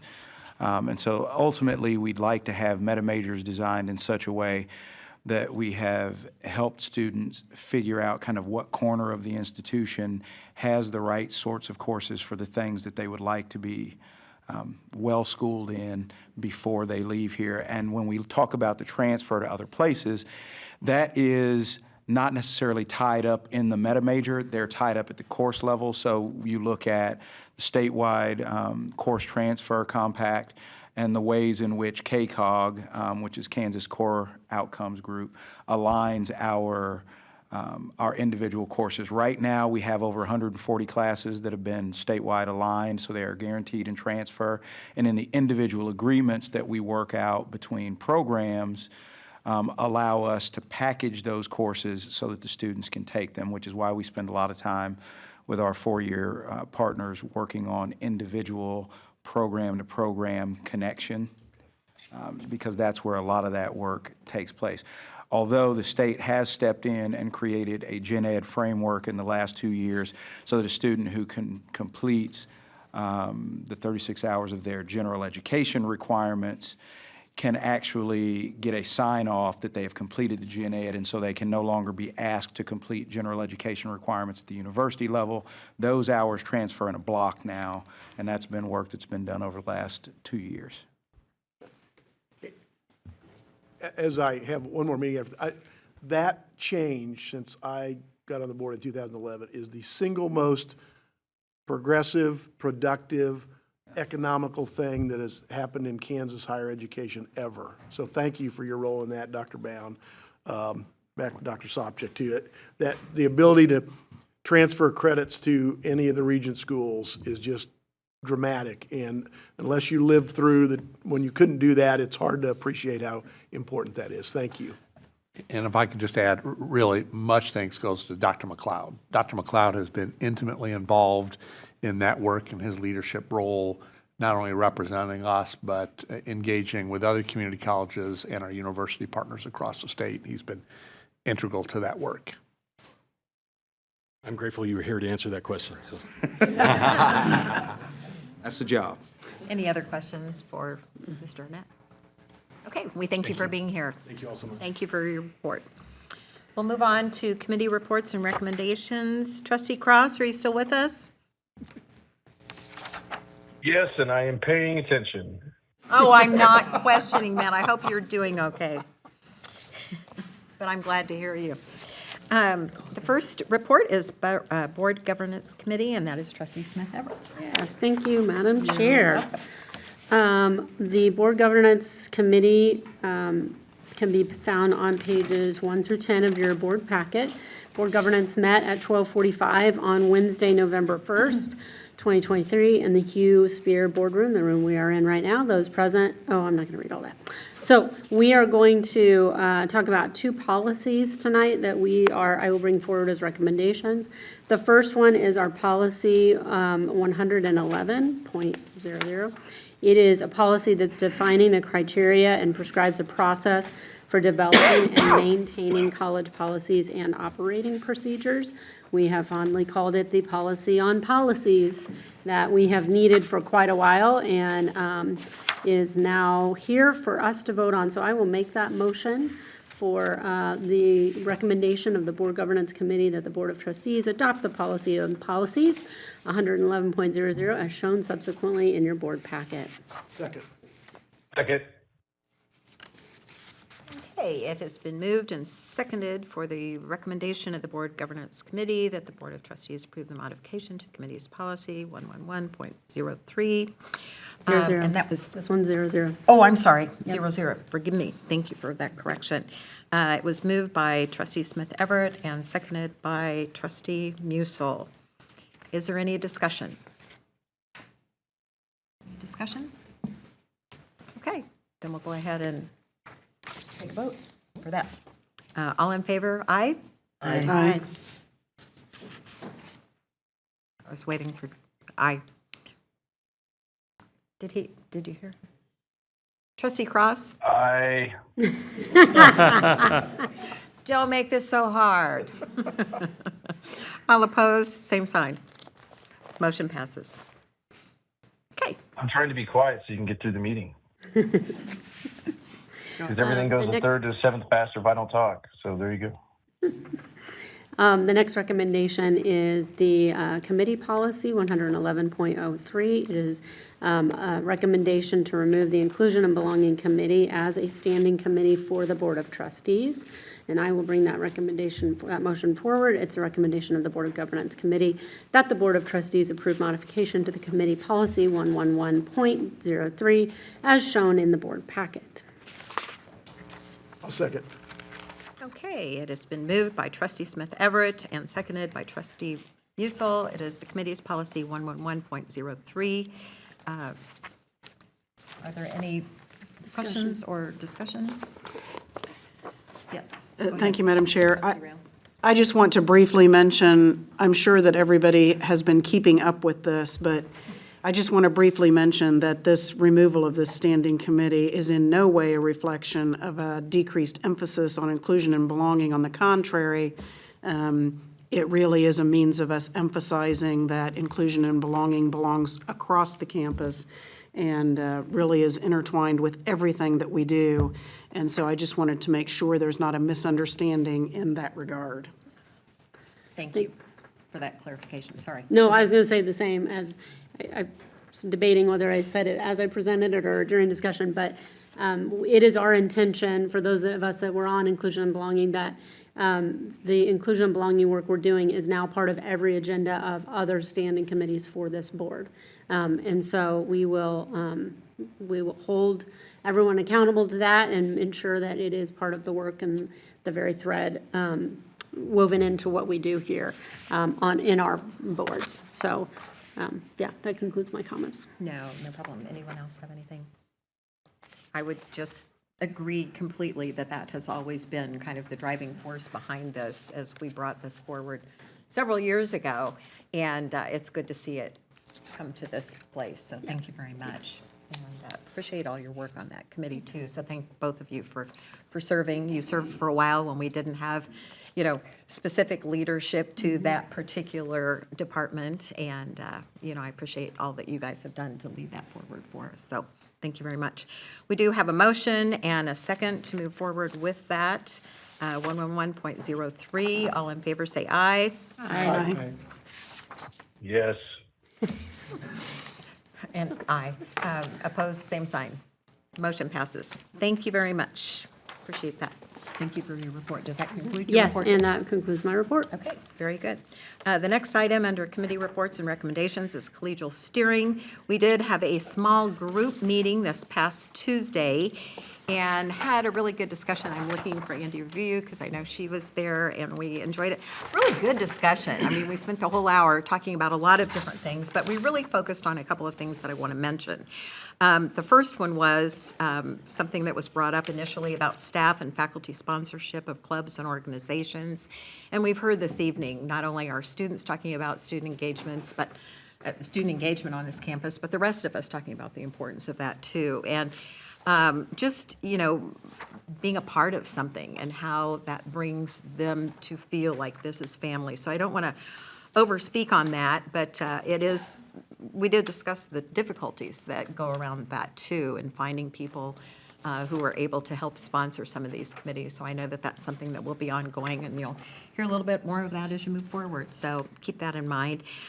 We also talked about negotiation prep. It was just simply mentioned. We didn't go into any deep discussion of it at all. But the comment was made, and I took note of this, that they were really directed toward 2021 and the intentional work to align with constructive approach to the negotiation process. And I thought that was really a great way to put it too. That we look forward to going forward with that in mind and just keeping that in mind. And I think we really did that in 2021. 2018 was mentioned as something that was maybe a little more difficult, and 2021 seemed to have a different look and a different approach. And we did discuss how important that was to really intentionally go forward as best we could with that in mind. And then finally, to continue with collegial steering. I've had the opportunity to serve on that a couple of times as vice chair along with the chair. It's just a great opportunity for people to get to know us as much as us to get to know them, and to kind of break down what might be some barriers and having some discussions that truly, we all talk about the fact we're all sitting here because we care about the students in our community. So, we can't always do everything that makes everybody happy. We want more winners than we want losers. But it was just a reminder, I think, of the importance of that committee. So as you guys move forward, I hope that's something that you'll continue to consider and realize that it does provide some important pieces. And, likewise, I just wrote down, what's your wish list? We need to keep talking and dreaming and thinking about things that we're not doing right now that we'd like to do. So I think that's an important place to have some of those discussions. So anyway, that ends my report. It was just a great conversation, and I'm happy to answer questions, but that's kind of in general what we discussed. So, okay. If nothing else, we'll go ahead and Trustee Hamel, we have you ready for Employee Engagement and Development Committee. Thank you. The Employee Engagement and Development Committee met on Wednesday, November 1st at 11:15 right here in the current boardroom. Natalie Croy with Culpepper and Associates provided an update on the job architecture project. Phase 3 of the project is almost 50% complete. Culpepper is working on collaborating with the Cabinet and Dr. Brown on this process. The project remains on target and is scheduled to be completed by the end of the year, December 31st. Ann Griffith and Patty Sullivan with Finance HR Consulting, Fine Line, provided the following update. Ms. Griffith stated Harris Search Associates, a firm specializing in higher education searches with a nationwide reach, has chosen to conduct the search for the VP of Human Resources and Director of Compensation and Benefit positions. Harris is familiar with JCCC as they have helped retain the new Chief Information Officer last year. Currently, HR, there are 6 open and 2 pending open positions. As a result of the ongoing deep dive into HR process, solicitation on client feedback, and attention to understand and respond to the desired improvements, all open positions are being evaluated and determined how best to position the open roles and meet the needs of the college and HR department. I will just comment that I was really thrilled with how detailed they were and how deep they looked into each one of the positions we have currently and if they were the perfect fit or not, and they really seemed like they spent some real time on that. Ms. Sullivan presented an update on the process improvement work, including the completed items and those actively in the process as needed prior to introducing the new process and procedures. Other areas will occur to ensure clarity and understand the compliance. The next Employee Engagement Development Committee is scheduled for December 6th. And that ends my report. Thank you very much, Mr. Hamel. Does anyone have any comments or questions for Mr. Hamel? Trustee Rattan. I think the HR department has had a lot of turmoil, and in addition to the compensation work and the policies, the HR department should also serve as a trusted advisor to the cabinet, the president. So I appreciate that they're spending a lot of time picking someone, and I look forward to when we do have a person in place that truly fulfills that role over a long period of time. That's all I have. Thank you very much. Anyone else? Okay. Well, we appreciate your report. Thank you, Trustee Hamel. Trustee Rattan, we have you with the Inclusion and Belonging Committee report.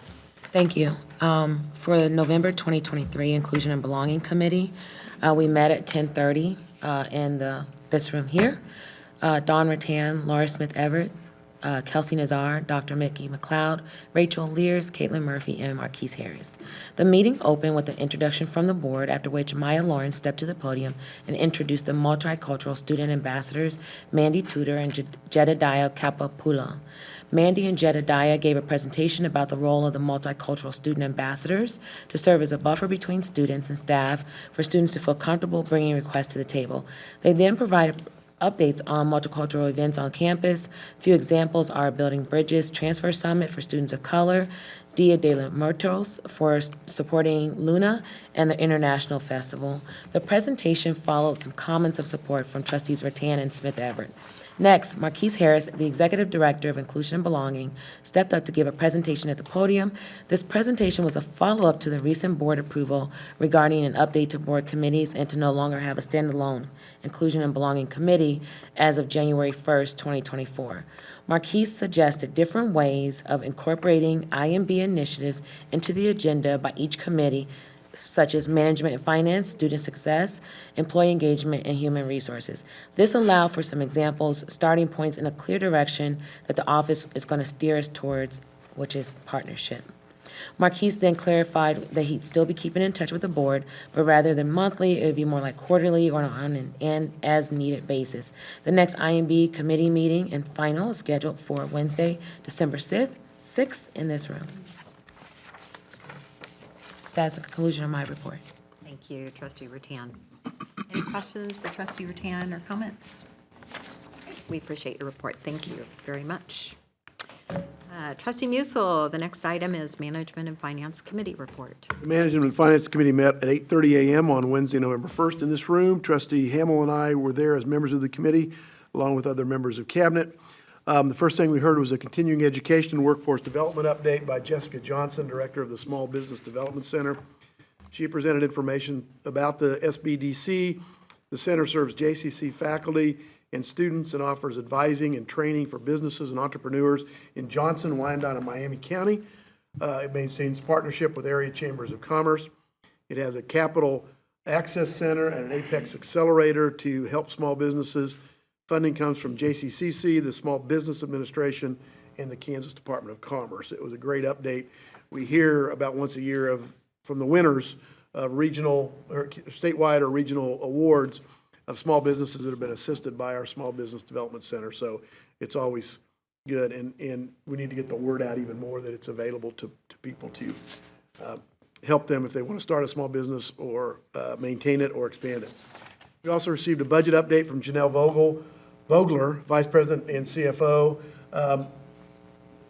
primarily related to student tuition and fee rates for the 2024-2025 academic year. These would be starting next August 2024. And the administration is recommending a 4% across-the-board tuition increase, which equates to $4 per credit hour for a Johnson County resident, which would take us from $97 to $101 a credit hour, $5 per credit hour for in-state residents, not Johnson County residents, $9 a credit hour for out-of-state and international students, and $6 for metro rate students who live in neighboring counties in Missouri. Each year, the administration evaluates multiple factors, including student access and affordability, the availability of financial aid and scholarships, the college's financial needs and various revenue streams, and the tuition rate distribution by student residency. The Management and Finance Committee members requested some additional analysis, which will be brought up at our December meeting, and the recommendation for student tuition rates will be part of the 2024-2025 budget guidelines, which will be brought to the board for action in December. So if you have an interest in that, explain your interest to Rachel and Dr. Baum before our meeting on December 1st, or come to the December 1st. Is that our? 6th. December 6th committee meetings.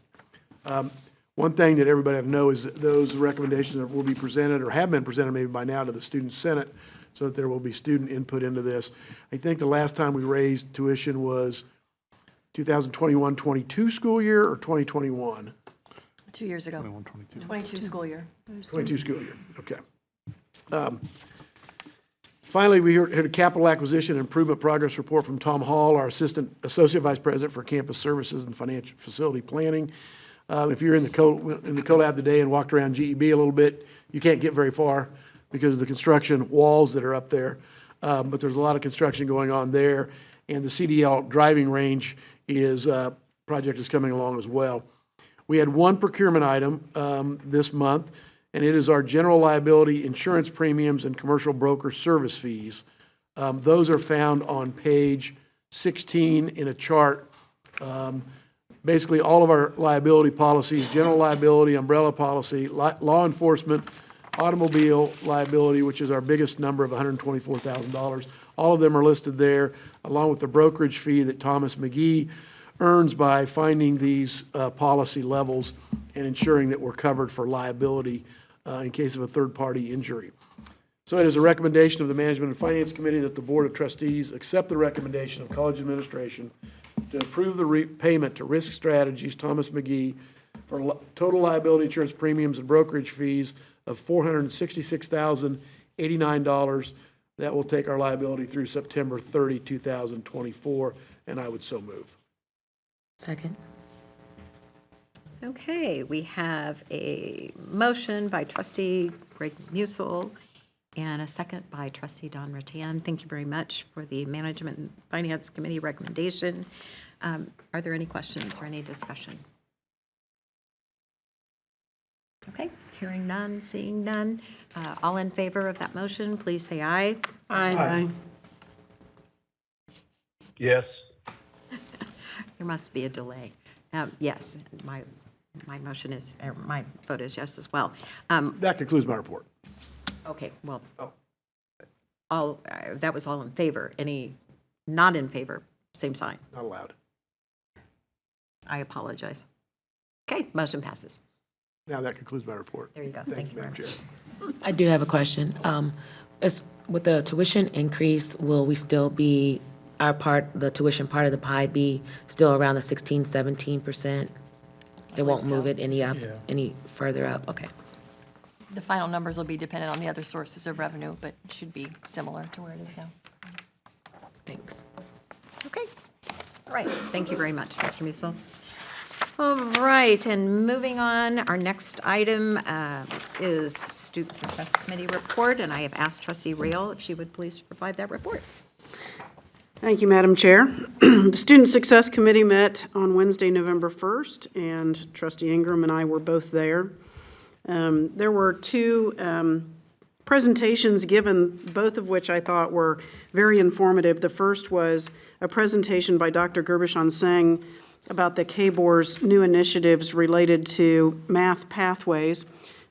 This has been an issue at Johnson County Community College and other higher ed institutions around the state for years, and that is the requirement that students complete college algebra in order to graduate with a college degree. And that ship is finally turning, due in no small part to our math faculty right here on campus, who have really spearheaded that effort. And in fact, we were informed at the meeting by Dr. Singh that our recommendations are sort of forming the model for what is going to happen across the state, where math classes will be created more in a field-specific manner so that folks who are not going to need to use college algebra for their careers won't have to take college algebra. It's not moving as quickly as certainly we would like. Full integration of the program is not going to occur until 2026, but at least we're headed in the right direction, so that was wonderful to hear. The other presentation we received was from Dr. McLeod, who discussed the reverse transfer issue that we're having, which is a process for retroactively granting an associate degree whose students who have not completed the requirements of an associate degree before they transferred from here to a Kansas public university. And it took me a while to get my head around it. So, and just in case I'm not the dullest person in the room, essentially what this means is that students who leave Johnson County Community College before they complete their degree, because the courses they would have to take here will not transfer and they therefore would have to duplicate credit hours. When they go to that new institution, there ought to be an opportunity for them to take the credits they earn there, transfer them back to Johnson County Community College and get their associate's degree from this institution. Did I explain that correctly? You got it. All right.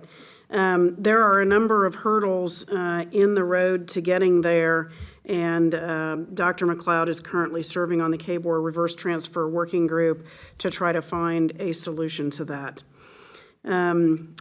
There were 3 agreements presented. Those will be in the consent agenda this evening. They're related to an agreement with Fort Hays State University and Kansas City Metropolitan Physician Association, LLC, related to the nursing program, and with the National Weather Service related to the electronics program. There is no financial impact of any of those agreements. And again, those will be in the consent agenda. And that concludes my report. Oh, the next meeting is scheduled for Wednesday, December 6th. Well done. Thank you very much for doing that. Well, thank you. Questions? Yes. My question about the reverse transfer is, what is the main benefit to our students in states where the associate's degree is a credential you can take out into the workforce, and it's helpful, or to institutions. There are other states where that is a useful, I can't remember what they call it in K-12, but a market asset, thank you, market asset. It doesn't seem like it's really worked out that way in Kansas. So what is the benefit to our students of that? I'd like to speak to that first, and then I'd like for you to speak to that as well, because I want to speak to it from my own personal experience. As a non-traditional student, when I came to Johnson County Community College and I was working full-time, it was a heavy row. And my getting to that hurdle of getting an associate's degree from Johnson County Community College was kind of the boost to keep going. And so it's sort of for non-traditional students and returning students, and even first-generation college students who never thought a college degree was possible, walking across the stage, having that diploma in their hand is an incredibly important threshold. Okay. And to me, that's the most important piece of it. But Dr. McLeod, I'd like for you to put your thoughts in as well. I think really the piece, so the associate degree does have value. It has a great deal of value in terms of many fields, not just the employability, but the wage earning that actually where a person fits in on that scale. With the idea for reverse transfer, it allows us actually to save the student, first of all, a great deal of money and time, to accelerate their education while not taking extra dollars out of their financial aid to pay for a course that we recognize they are going to have to retake at a university cost. So it's awful that you would have to go pay $900 for a course that you could do here for $3, but we don't want to take the $3 and then still have to pay the $9. And so that piece saves a student both that time during a semester where they can get closer to completing that degree, but it also provides them with a stop-out point where if they transfer to that university, they get recognition for full completion. And depending upon the program you are actually entering, you can actually get some advanced standing for having the associate's degree completed. But that is really a program by program type of situation because there are so many exceptions in the state of Kansas for things like music and engineering. And we just got an Associate of Fine Arts a year and a half, almost 2 years ago, because we advocated really hard that students who were transferring from us into music theory, 3D art, painting, could not count any of their completion really towards that degree, and so their credit hours were picked apart. And so you would have people going into the arts who had completed 60 hours for a degree, which we recognized them as an associate's degree holder in art, and maybe 33 of those hours didn't count when they approached their fine arts program. Well, now under the KBOR rules of having an AFA, that entire degree counts, and the student doesn't have to go back and try and recoup those 30-plus hours sometimes by retaking things that they had already mastered at this level.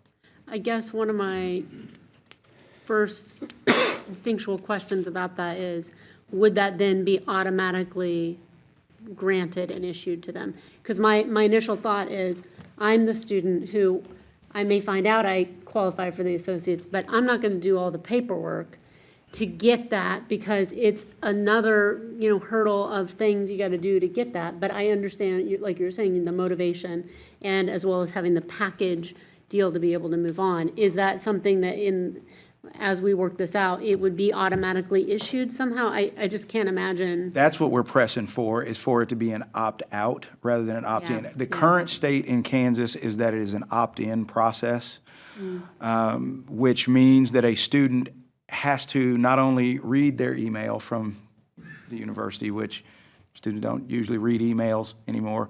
Adults don't read emails. But beyond just reading email and saying, oh, well, this is a good idea, then there are steps which one has to click through, which leads to a second step, which one needs to click through to basically enter the portal for them to track those hours. And that is where this has really fallen apart.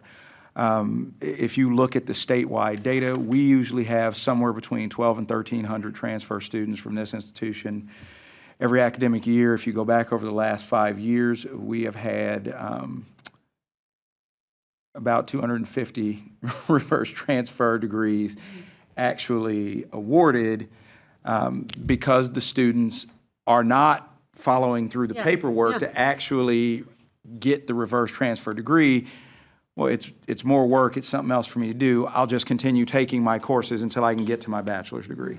And so part of what we're working on with this working group is trying to establish this as an opt-out process so that once the student has matriculated to a community college like Johnson County, they are already enrolled, they are a part of our numbers. When they transfer, that tracking data and information is automatic and seamless, coming back to us about the students who transfer, and then we can automatically award that degree at the point at which they complete the appropriate courses to finish. What he said.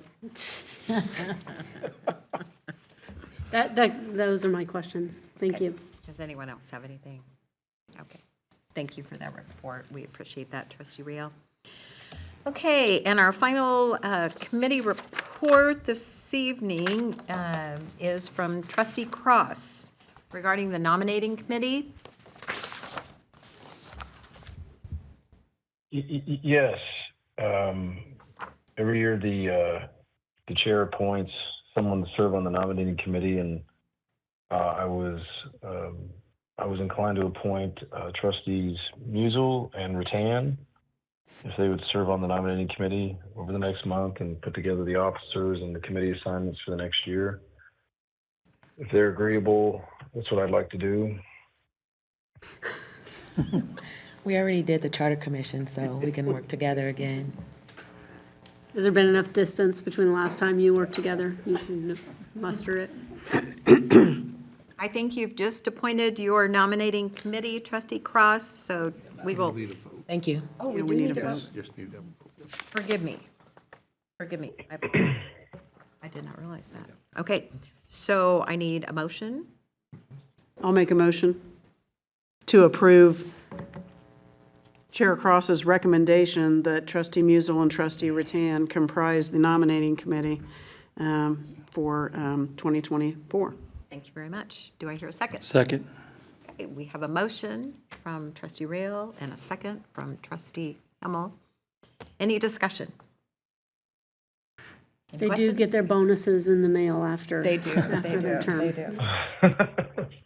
I'll just say thank you for everyone willing to serve, and thank you for approving our nominating committee. So thank you. Just getting ready to take that vote. I'm sorry. I jumped the gun. That's all My right. fault. That's all right. No other discussion or, okay. All in favor of Trustee Musel and Trustee Rattan as serving on the nominating committee, say aye. Aye. Any Aye. Any opposed, same sign. Motion passes. Thank you very much to Trustee Musel and Trustee Rattan. We'll look forward to your report next month. Thank you, Trustee Cross. Madam Chair? Yes. We might, for Trustee-elect Mitchell and Trustee-elect Jennings, we will be in touch with them to talk about what liaisons and what committees are and to try to match up some interests as we will with the rest of the board. That's how we've done it in the past. So Greg and Valerie can expect to hear from us. That was a really great. Thank you, Trustee Musel. Thank you, Madam Chair. Okay, thank you very much. Okay, our next item is President's recommendations for action. We will have our treasurer's report. Trustee Smith Everett. Thank you, Madam Chair. I love saying Madam Chair. It's a delight. I will, you can find the treasurer's report in your board packet on pages 21 through 32. It includes the report for the month ended November 30th, 2023. Some items of note include page 1, which is the general post-secondary technical education funds, which are the primary operating funds of the college.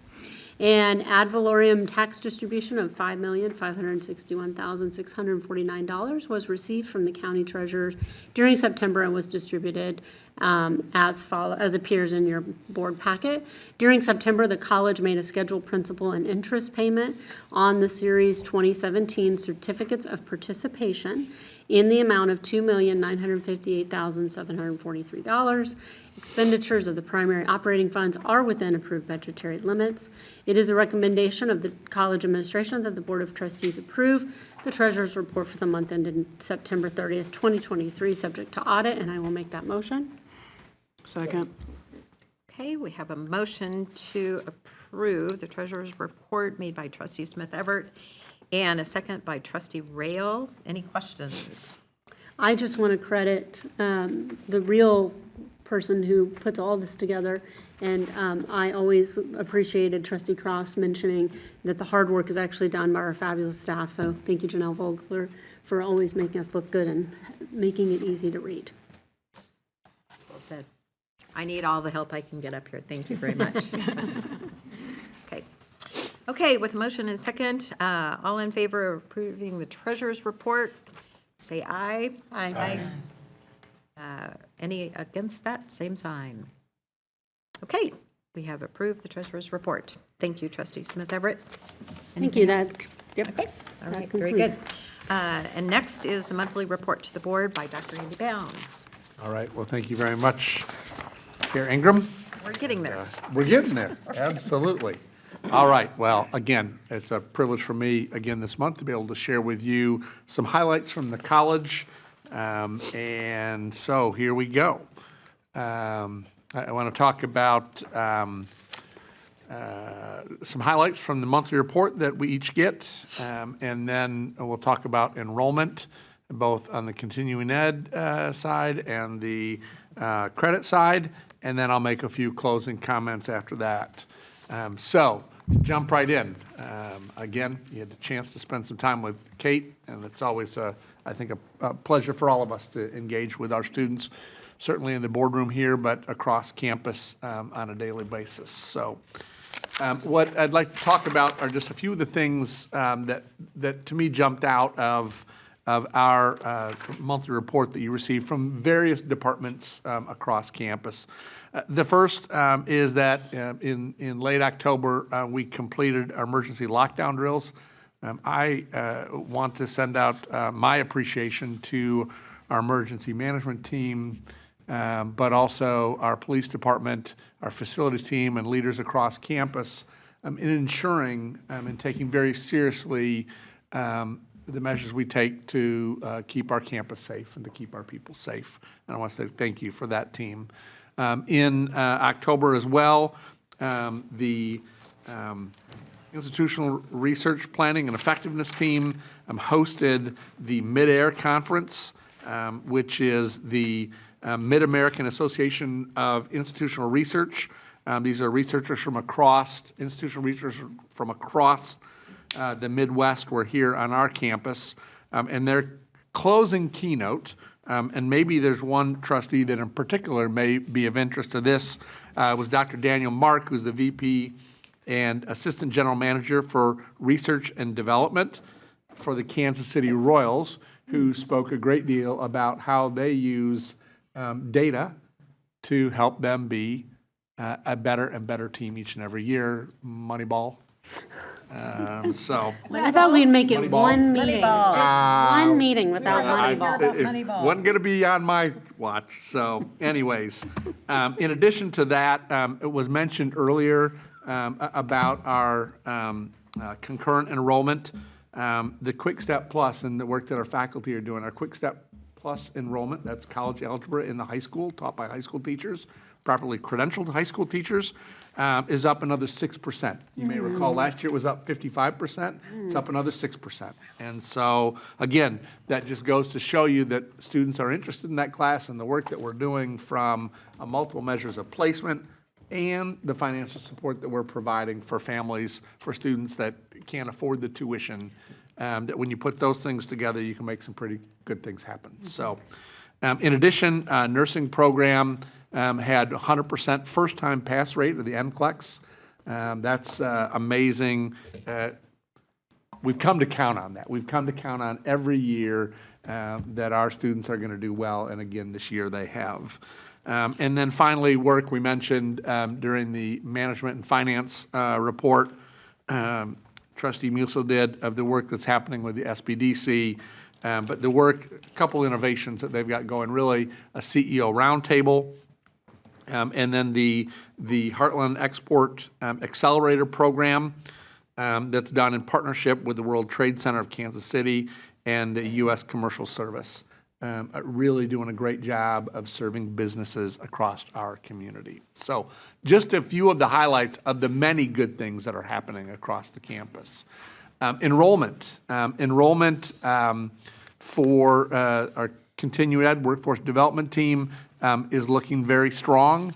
They've topped over 5,000 students for this so far this fall semester, and those numbers will continue to rise through the balance of this semester. In addition, when they look at their group, enrollment is looking to have a strong start for the spring semester as well. And again, I want to recognize our continuing ed workforce development group that really works hard to meet the workforce development needs in a non-credit format, highly valuable non-credit format. And their numbers continue to look good as we start out registration for the spring semester. Now on the credit side, again, the numbers are finishing strong. We're at the point of the semester that the numbers don't move a whole lot between now and the end of the semester. What could move is if, retention, if a student dropped, that number could come down a little bit, but we, as well as the courses, interim courses that run between the fall and the spring semesters. So again, enrollment, as we've been talking about, is looking good.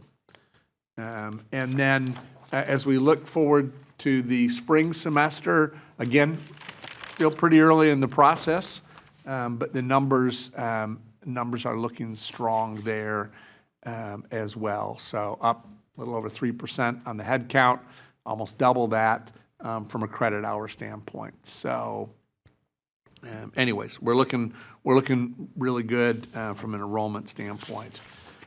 And then I think we're at the time of year, we're a week away from Thanksgiving. Again, we have so much for which to be thankful. Thank you to our students for choosing Johnson County Community College. You've got choices. We know that.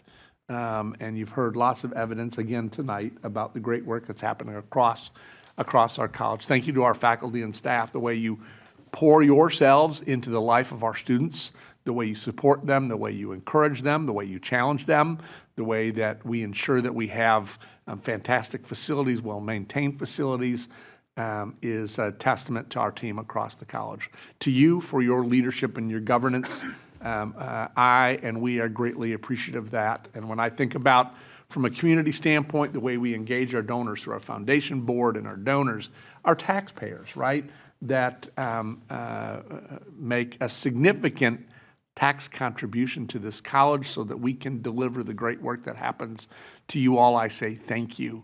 To our community partners, right, the agencies and others across the community, the faith community that partner with us to help ensure that our students' needs are met, and that we are working together also to meet their needs. Partnerships implies a mutual benefit. And to our employers and our transfer partners that take our students, that take our graduates, and provide them with even further opportunities to realize their dreams. It takes all of us on this list and beyond to be able to do the great work that happens ultimately for the benefit of our students and for our community. And then I would also say I am thankful for the fact that our women's soccer team today advanced, and they will play on Saturday in the national championship match by along the way upsetting the number 4 team in the nation, the number 2 team in the nation, and the number 1 team in the nation today. So Phoenix will not be back to repeat, and it's a big kudos to our team. And as we're speaking, and I was supposed to be getting texts throughout this, and so maybe they just haven't started playing yet, our volleyball team is also in the national tournament in hunt of another national championship. For women's soccer, it'd be number 1. So anyways, that concludes my report. I think we should clap our hands for all of that Yes, good I stuff. Good luck to our teams. That's awesome, too. But thank you. Great report. Thank you very much. Can I just add Absolutely. a comment? Yes. I recently heard that Kansas City is getting a professional women's volleyball team. Again, Kansas City is on the map. We don't have to say who put us there, but Kansas City's on the map. And thank you. I appreciate all my Swifties out there. But I immediately thought of our incredible program on campus being such a great example of having phenomenal success and being nationally ranked every year and doing such great work. And I hope that some of those fabulous women get to join the Kansas City professional team. That would be fantastic. So. Thank you very much. I had a question. We've been 3% up in head count and about 4% in credit hours for a while. How are other Kansas community colleges faring on their numbers? So when I first started, we were kind of down. Yeah, many of the community colleges' enrollment across the state is up. Not everybody's up, but most are up this year. And so, again, I think that's a reflection of the good work that's being done. So. And I would just say that from our meeting that we'll have in December, I'll get that information and bring that back to you. Yeah, and I just feel like we never really got the root cause of the dip in the recovery. And we had a lot of reasons why it could have been possible, but I don't think we ever really said, here's the top 5 reasons why we recovered, or the 5 reasons why we went down. So it'd be nice to almost wrap that up and understand so we don't go back there again. Yeah. What pitfalls to avoid. Yeah, I mean, one of the things that I will say, and I think it's reflected in the reports I give each month, is the attention that our faculty and staff are paying attention to our students' learning. Are they persisting from semester to semester? Because, again, as a reminder to everybody, enrollment isn't just about the students coming in the front end of the process. It's all the way through to completion, right? And so, as numbers inch upwards from a retention standpoint, so are they learning? Do they persist, or do we retain them? Are they progressing? The work around guided pathways continues to be critically important for us because students who work a plan are far more likely to be successful. And so, when we do those things, when we pay really good attention to the fundamental drivers of enrollment, that's when enrollment inches its way up. And again, our student success team, from a recruitment standpoint, has been actively involved. I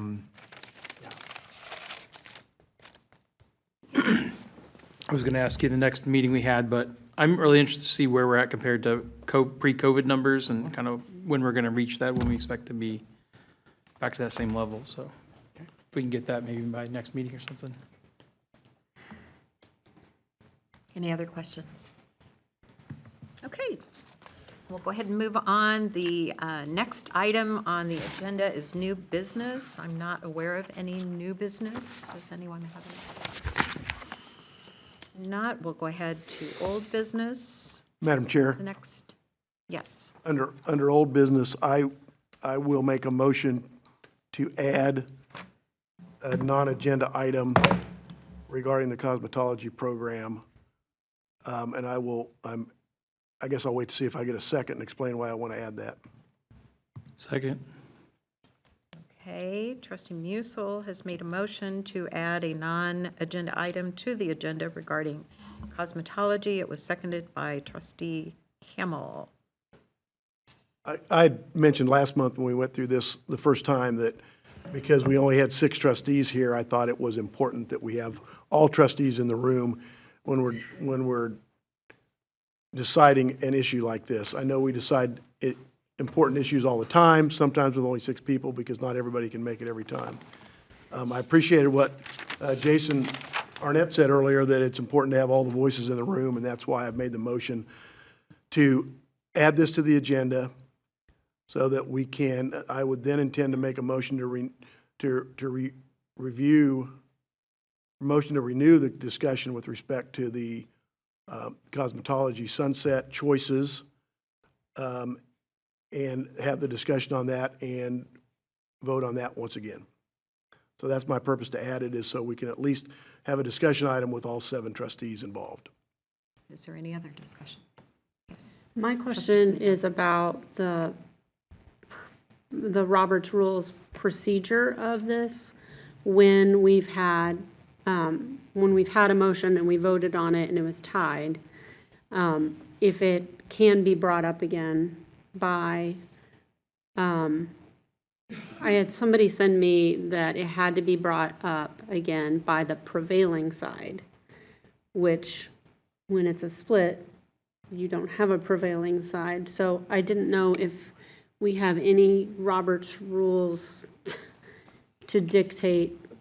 I didn't bring my book here that I had when we had another trustee, you may recall. Yes, but, I do. I have consulted with our general counsel about that, and there are different ways to revisit issues. One is a motion to reconsider that requires, as I understand it, requires a prevailing party, which I suppose in this sense, the prevailing party would be the no votes because Yeah. it didn't pass. Right. But there's also a motion to renew, which can be brought at any time thereafter. And so that's why I'm calling it, that's why I would intend to make that motion if, in fact, we add it to the agenda.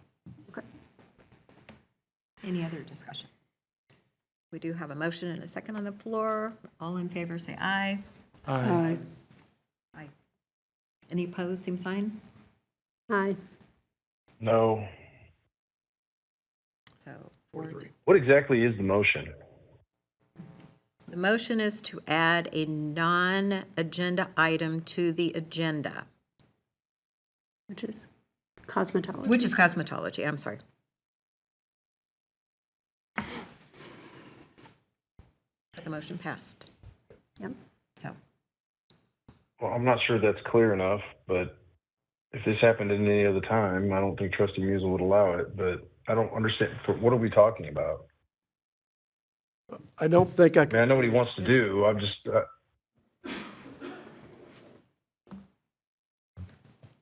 you want to sunset the program, right?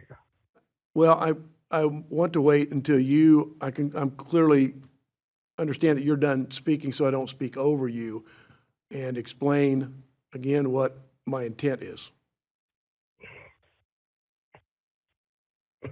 Okay. It would be nice to know what your intent is, sir, yes.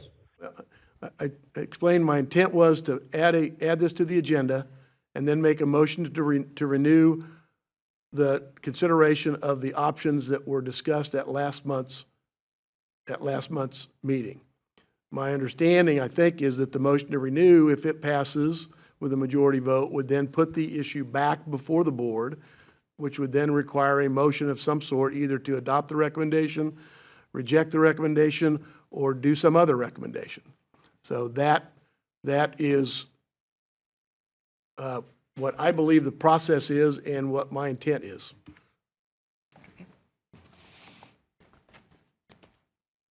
So the first motion is to renew the cosmetology recommendation options that were considered last month.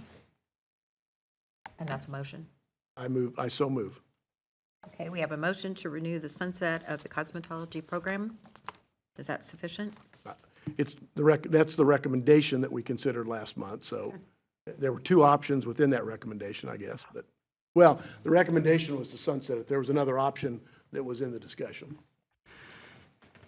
Okay, the motion is, Yeah, Madam Chair, go ahead. I'm just clarifying, the motion is to renew the sunset of the cosmetology program. The recommendation to sunset the cosmetology program. Renew the consideration of that recommendation. Okay. And that's your motion. Yes, ma'am. Do you have a second? Is there a second? Second. Okay, we have a motion. Yeah, I'm going to object, Madam Chair. I mean, this is it's a reconsideration. This isn't proper procedure for someone from the non-prevailing side to be able to do this. They've done an end run around a long-standing Roberts rule. And I suppose if there's 4 votes to do it, I guess you all can do it. But, I mean, it's not proper procedure. Could you provide an opinion about that? Yeah, so Trustee Ingram, as vice chair, you would be the parliamentarian, but I am happy to provide wouldn't some mind. guidance Yes, thank you. if needed. Robert's Rules does provide for a motion to renew, which has a different set of requirements than a motion to reconsider.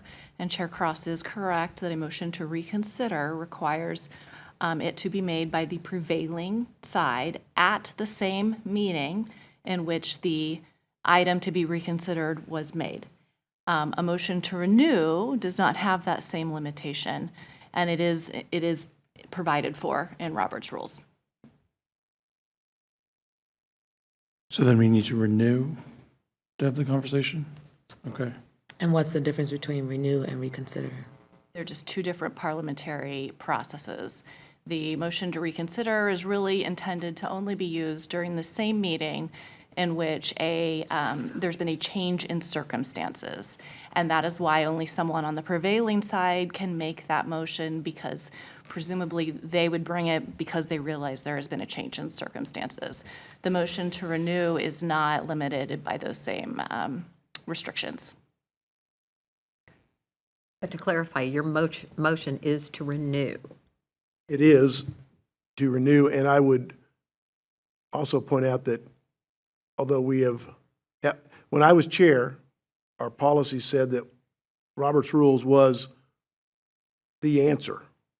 Our policies were changed to say that Robert's Rules is a reference for our procedures. So I think based on our general counsel's statement and my understanding of Robert's Rules, this motion is appropriate. It takes a majority of the board to do it. So that, that's my statement. Okay, so the motion is to renew. Consideration. I didn't think it was consideration. The motion, I thought, from last month. The motion that Trustee put- Musil made was to renew the consideration of the recommendation that was considered last month, which was the sunset. Thank you for bearing with me.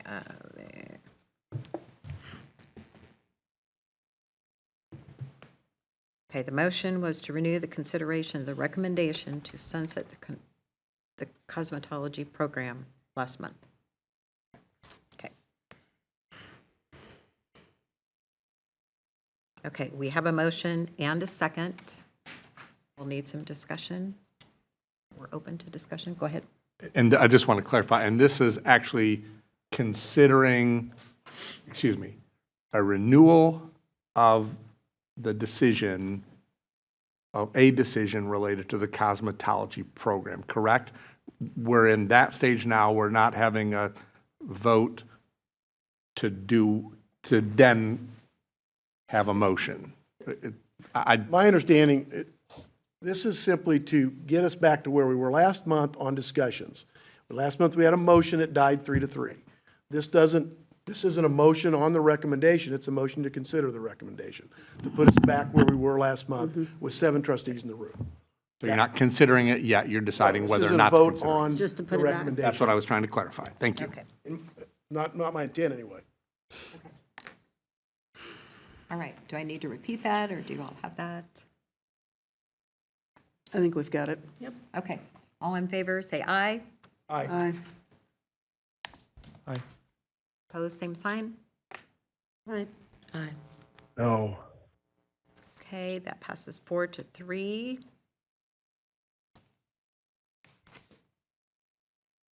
Do you have? So I'll actually clarify something actually quick. So we're just having a discussion, we are not voting at the end, is that what we're doing at this point? Or are we voting at the end again? Somebody has to make a motion to do something. Now it's back on the agenda. So, no, yeah. Back on the agenda so you can talk about it, and then we can have another vote later if we want to vote later. Okay. Okay, thank you. Well, I'll go ahead and simply, I don't want to belabor what we all talked about last month, because I think it was obvious there were differences of opinion within the board about what should happen. I stated at the time, I don't think if we were starting a program, we would invest the time and money in this. I do have a couple questions that were raised from the podium, if I may, Madam Chair, that, as I understand it, the $335,000 of rent on that building is split between the adult education program and and attributed to the cosmetology. That's what's in the presentation that you gave us. No, the rent is covered by the general fund, by the campus services department budget under Tom Hall.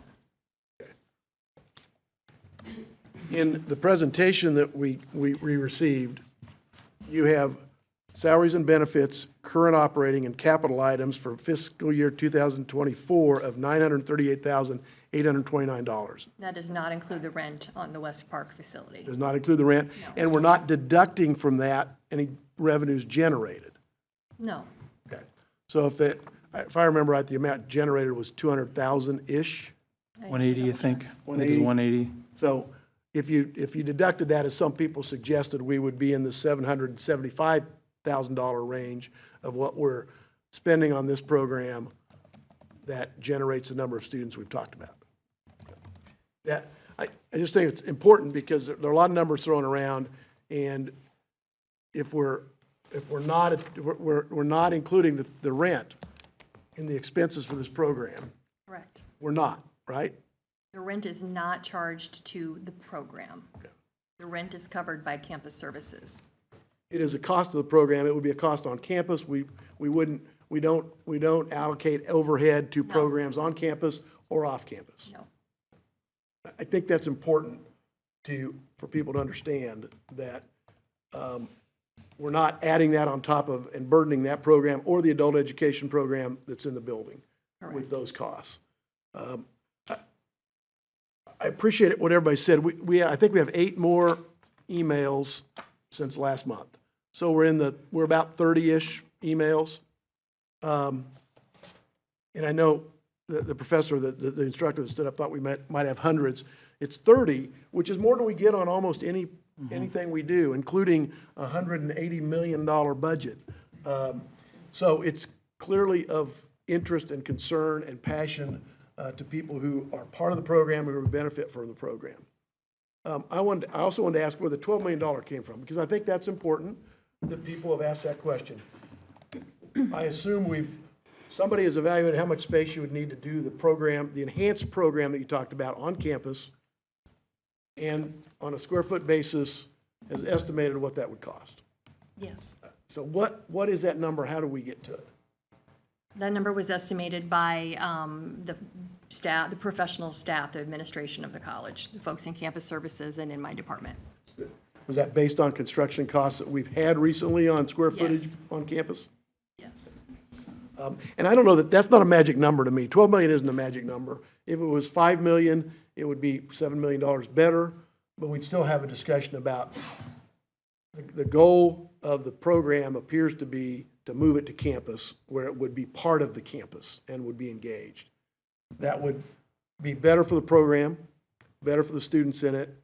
It would not be better for those Johnson County citizens that benefit from it because they would have to come a significant distance to use it, and that might be burdensome for some.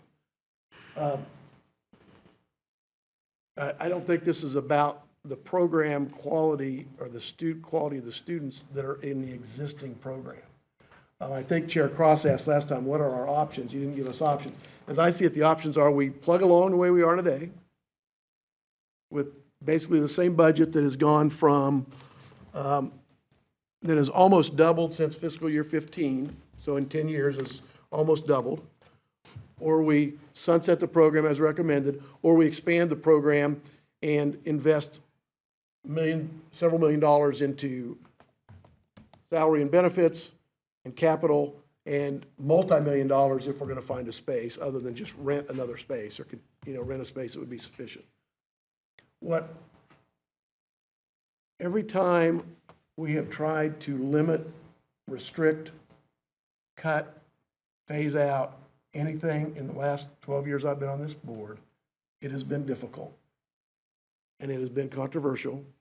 And it has been a surprise to some people, no matter how long the period has happened, whether it's the track and cross country, whether it's the VERB program, whether it's a $1 increase in tuition, which took something away from somebody because it took another dollar out of every student's pocket per credit hour, whether it was to try to have local control over due process instead of the state doing it. Everything that we do like that is a difficult process because there is a group of committed, passionate, good people that want that program.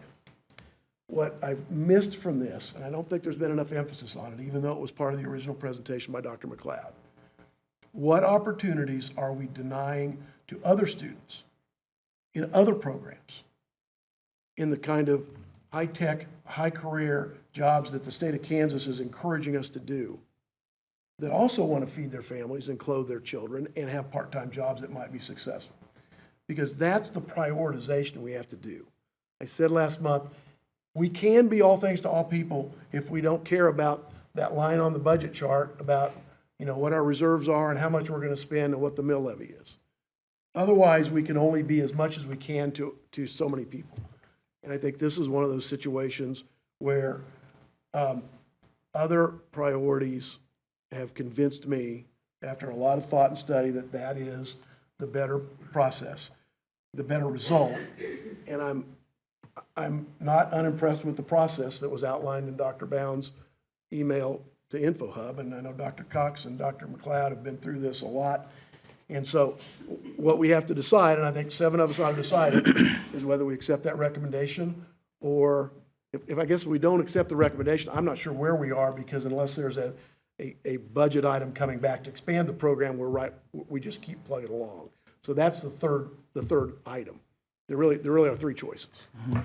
And so I will continue my position from last month that I think in all the priorities that we have with a finite number of resources, it's not our money, it's taxpayers' money, and it's students' money. I think there are better places that we can and should spend this in the future. That's my statement. Yes, I Trustee. may.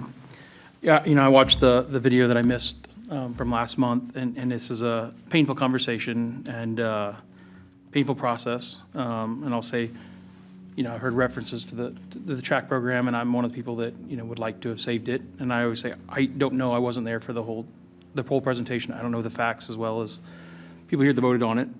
But I would like to even renew it possibly. If it ever got an opportunity to look at those numbers again, I'd love to take a look at that again.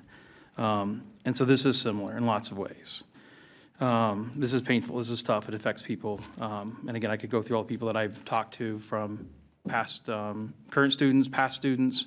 I've had numerous people in the room I've talked to, and phone, besides reading all the emails that I've read on these things. I've talked to business owners in the community. I've even talked to part of the board of Kansas Cosmetology about this. And, again, numerous member cabinet and everything in depth on how we can figure out how to save this program. And I will say that everybody that I'm hearing the discussion, they all want this program. I don't think that that's not the issue, that anybody here wants the program to be here. We obviously see how much it impacts everybody's life here that matters to them. And that's not something you can take lightly, because they have been very convincing on how powerful this program has been for some. And so we want to save this program. And then the numbers are the ones that's the problem. The program, as far as I can talk to everybody in the community, it's one of the best premier programs around. I mean, it really gives out the best students. They're most prepared. Some will say it's because they have 2 years instead of 1 year. Some will say it's because of the professors, but quite often I get that it's one of the best programs coming out of there. It's also one of the most economically affordable programs in the community, and so it has huge value. It is not broken at all in that category, but the part that is broken are the numbers. The numbers come out broken, as again, it's doubled in value or the cost over the last 10 years. And that's the issue. It has nothing to do with anybody involved in the program. Now, somewhere something went wrong. Somewhere it must have been mismanaged at some point in time. Now, again, to put it on one person, it'd be impossible. There's so many people looking at these things, whether you're on the board of trustees or you're anywhere involved in that program. How do we come up with a solution? And I will say, I remember one of my first meetings on learning how to be a trustee when I knew virtually nothing except being a student here and loving the college. Went through the program of showing that this is one of the departments we have problems with right now currently, and they're working on ways to try to fix it. And I got presentations on it as they talk about how they go through the process of how to change classes, how to change curriculum, how to change programs, and there was looked at in depth. And at that point in time, I was like, oh, okay, it's going through some problems. We'll get this thing worked out, and it will be fixed. And I know I've talked to other people that have been involved in helping fix that and trying to fix the curriculum and things like that nature. Maybe we should have done something sooner as maybe increase the cost of services. Maybe we should have done more of a, people that refuse to pay, maybe we don't accept that. I don't know, I think I wish some other things would have happened so we'd had a better picture of what this looks like and how to fix this, what we have right now, how to fix that for the future. But the idea of how much money this is, if you take the, depending on how you look at the numbers, but $1.2 million that we're spending on this program for 16 students, 480 credit hours approximately, and I could be a little off on my numbers, but over $2,000 is what we're spending per credit hour for that program. And if you look at the rest of school, when you're looking at $170 million, $180 million with 275 credit hours, you're looking at around $600 a credit hour. So we're paying about 4 times more per credit hour for that program. And this has got to be absolutely one of the most expensive programs we have right now. And it's not because the service isn't right, it's because right now, currently, something was mismanaged and the cost is too high. And we got to figure out how to fix that number. And I think that everybody here, if the numbers are right, everybody would keep it. I don't think that's not the question from anybody here. The other thing is we're looking at $12 million. So I guess there's 3 options here. Keep going currently as we have at around 900,000 to 1.2. I think I even saw 1.4 one year, depending on what the costs are. That's not working. It's a broken number. The other option is possibly going to, spending $12 million, moving it to campus, and that some people want that, and really give it the Johnson County Community College treatment that we are known for with our nursing program, our dental program, things of that nature. $12 million, I think sometimes it's hard to wrap your mind on what those numbers are, and I'm kind of a numbers guy, so I like to think about how to view that in a specific way. We could basically give half of our student body full, Full ride? What's that? A full ride for almost half of our student body for $12 million. That's how much money this is. And I've talked to people that when you bring up $12 million in the industry, they're like, okay, that's we can't do that. So that's, given the full treatment may not be the right way to go for this program because the program is valuable. That's kind of the death kiss by saying we're going to spend this much money on it for 16 students. Again, it's not fair for who else that would have to cover. The other option is to get rid of the program, and obviously this is going to be very detrimental to go that route. And I don't know, I've gone around and around on how many different ways of looking at this thing, but my thought is either some kind of removing the program, suspending the program, and then getting it back to the master plan, and like I need to see it on there. Like it's got to come back. But I will say, it's like this, I think everybody, no matter what you've been in charge of, you might even been just in charge of cooking a meal or having a conversation, but you have to say, okay, I've messed up, something went wrong, and it's okay to toss it out or say, hey, can we restart the conversation because something went wrong, let's try this again. And I think that's where this program is. And some of you may have had bigger situations you had to deal with. Something went wrong, we got to throw out the cake, we got to throw out this conversation, let's start over and try again. But this is a conversation, this is a program worth having. We got to get it back, but we got to have to start over, is what it looks like. And again, my concern is we have wonderful people here that are going to be affected by it. Sir, I want to ask his name. I don't know if I can do that or not, but I mean, I want you back. If we lose this program, we got to have you back. And again, how can you ask somebody to do that when they have to live their life and move on? What was the last thing I was going to bring up? I'll pause for now. But I mean, I think we're basically at the point where something went wrong. Okay, here's the other thing I'll say, is that to me, quite often, when things go wrong, nobody wants to hold themselves accountable. They don't want, even as a group or as an individual. And I think it is important to say, and I'm impressed with Johnson County Community College once again, being one of the few people out there that will say, we have a piece of something we love is messed up, and we have to let it go so we can fix it. And you have to let it go, let's restart it, let's reset. But the scary part is, again, the track program went away, and it didn't come back, and there's no intention of coming back. I only want to vote for no if we're going to get it back, is what I'm saying. But I feel like the numbers say that it's broken, and obviously I know work's been put into it, and the time the administration's put into it, and all the conversations I've had on how to fix it, how to save it, and it's not there right now. And again, we're down to 1 full-time faculty. This is the time to do it. And I wish we were in a different spot. Sometimes you just get in a spot where there's not much more you can do, and it's going to be easier to let it go and bring it back. That's my recommendation on it. Dr. Bain, go ahead. All right, thank you. Well, I haven't said much about any of this, but I'm going to now for just a moment. And that is, that as difficult as this is, that I do support the recommendation to sunset the program.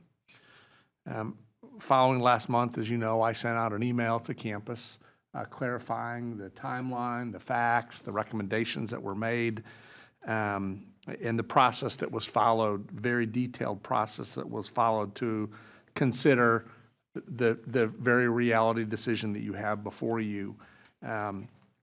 As well as in the meeting last month, the question that was asked, what questions do you have, and we will answer them. And thank you, Trustee Rattan, for asking the questions.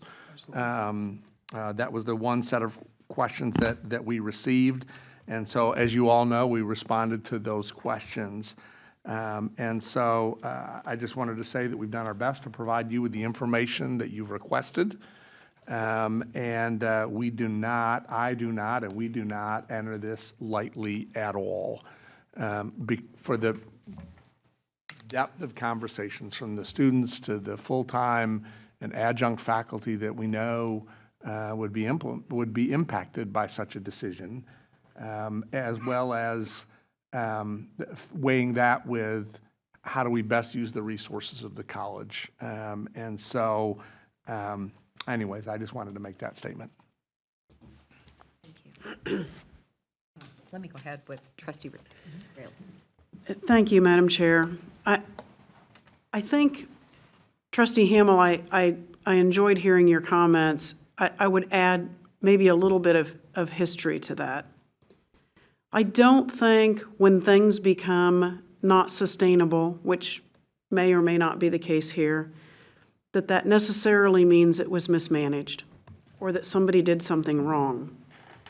And I say that because I also have talked to a lot of people about this over the past 90 days to try to gather as much information as I could. And I recall myself that we were considering sunsetting this program well over a decade ago for many of the same reasons that we're considering today. And I've heard from others that this issue was first taken up as early as the early to mid 1990s. Can we continue to sustain this program at the level that our institution wants to have the program? And sometimes it's just a fact of life that things become it's a totality of the circumstances analysis. Sometimes it's not that anybody did anything wrong or that anything's been mismanaged. It's just that in the big scheme of things, this piece may not fit anymore. We've gotten a lot of emails. I haven't counted them, but I assume we all got the same emails. We're up to, over 2 dozen.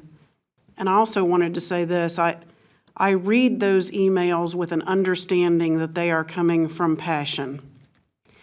And I hope that it is the passion that has resulted in comments like, you don't care about the women in this community. You don't care about the seniors in Johnson County. You don't care about first-time college students. You don't care about working mothers. None of those things are true. None of those things are true.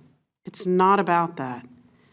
It's about the big picture. We will all vote our conscience and our hearts. That's our job. It doesn't mean that anyone's done anything wrong, and it certainly doesn't mean that we don't care. I don't know that I could care any more about what happens in my community. That's why I'm here.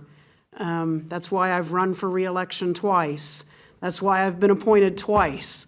I guess I'm a glutton for punishment, but that's why I'm here, because I care. It's not about that. It's about the arduous task we have to look at what the administration has given us, to do our due diligence, and to determine what's best in the big picture of things. And I guess I'll stop there. and thank you. Well, you're very welcome. Thank you. Trustee Rattan. Thank you. I will say that I actually had a facial and quite a few services in the last month, and I shudder to think about how many hundreds of dollars I've spent. But my person who did my facial, I asked her, did she make $24,000 a year or somewhere in the 20s? And she said, Dawn, I also do facials on the side, a couple, 3 days a week. I make $5K a month on my side business. Then also talked to a salon owner who has a part-time person working for them. Part-time, their employee makes $80,000 a year. So, you know, I'm not sure. I trust the numbers, but I also know that this number could be like a cash business.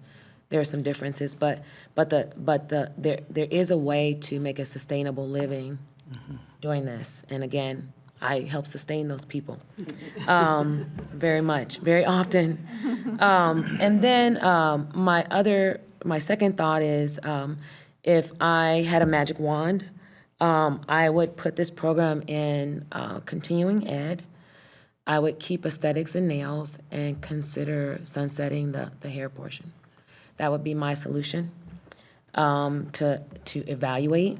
If it comes back in continuing ed. That way we can somewhat change the fee structure. And then my third point that I made last time is we have a lot of problem solvers, a lot of smart people at this institution that could figure it out. And so with that said, my vote remains unchanged from last month. Okay. Trustee Smith Everett. Thank you. I want to start by saying some of you will be surprised by this, but I'm actually not opposed to closing programs. I admittedly just got out of an election cycle, so it's hard to take in enough and process. And I have a draft email that I have revisited multiple times and never sent with what I actually wanted to make this decision. To that point that was brought up at the last board meeting, what are your questions? And I take full responsibility for not sending those to our administration. What I want is I want this group up here and that group out there to get together and give us a third option. And that is what has never been presented, and the reason that I will continue to oppose sunsetting a program where I have only heard the two binary choices. And we've been told multiple times by multiple people, and I don't know what can actually be made out of it, that there are other options and there are ways that you could cut part of one program and keep the others. I think if it were me, my preference is to have our program review be as regular as our budget process.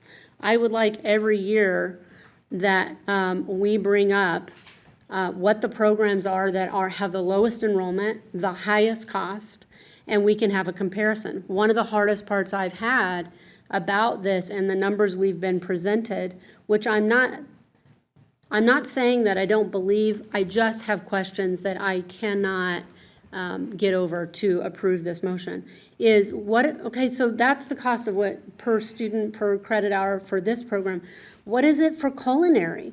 The equipment, the raw materials you need, what are those costs? What are the costs for the dental hygienist program that has incredible amount of tools and medical equipment that are just used over and over in labs? And that's the component that I need a comparison. I never make decisions based on what one thing costs when I don't understand where it sits within the market or where it sits within a spectrum of other options. And that is an issue that just continues to gnaw at me. If we had it regularly, for those of us that are board members, we also have regular jobs. Most of us work a full-time job, and so we need it brought up multiple months in a row, the way the budget process is, to be able to really digest it and understand it. And that would be my preference. I think if COVID taught us anything, it taught us that there are some things that humans always need. And one of those is care for self.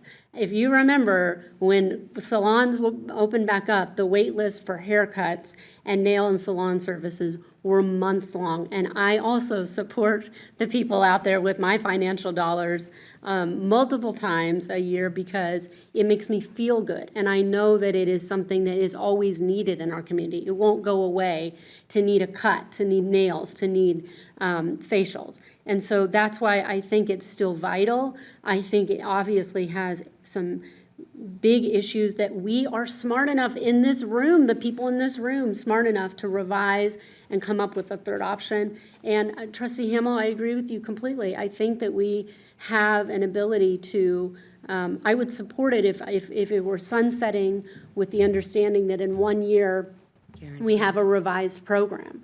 I would be a big supporter of that. I am not opposed to getting rid of a program that costs too much and isn't serving enough students. What I'm opposed to is that I don't understand situated within our other programs why this one is the one right now that has to go. And I will continue to oppose it for that reason. So that concludes my comments. We don't have a motion right now.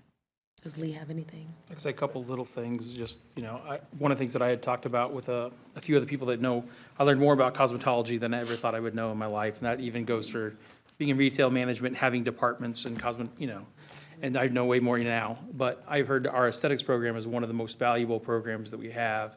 And it's not as well, that's going to be one of the ones harder, that's going to be more missed in our community. So as Don was talking about, that is one of the ones that I would definitely want to figure out how to maybe look at that first, whether it starts there and grows or whether it's, just comes back. But that is obviously one of the bigger ones.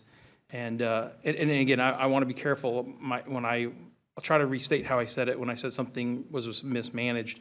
It was not anybody did something wrong on purpose or any of that kind of nature. Things like, again, when you have a conversation that just goes awry, somehow somebody said something that somebody took wrong. It could be that simple where nobody necessarily did anything wrong. It just didn't work. And I think that's exactly what you were saying, is that at some point in time, some things just don't work in the moment. And we're in that place where it's not working in this moment, but it is valuable. I think we need to retain this somehow, and I think the easiest way is to let it go and looking at bringing it back. And I don't know what it takes to go through the review process again to start a new program. I heard a lot of people talking about doing apprenticeships and how to do that with Johnson County as well. I know that's not something they do in Kansas as of now, but other states do that. So, I don't know. It's obviously extremely valuable, and I would like it back. But I do think it's the right thing at this moment, so.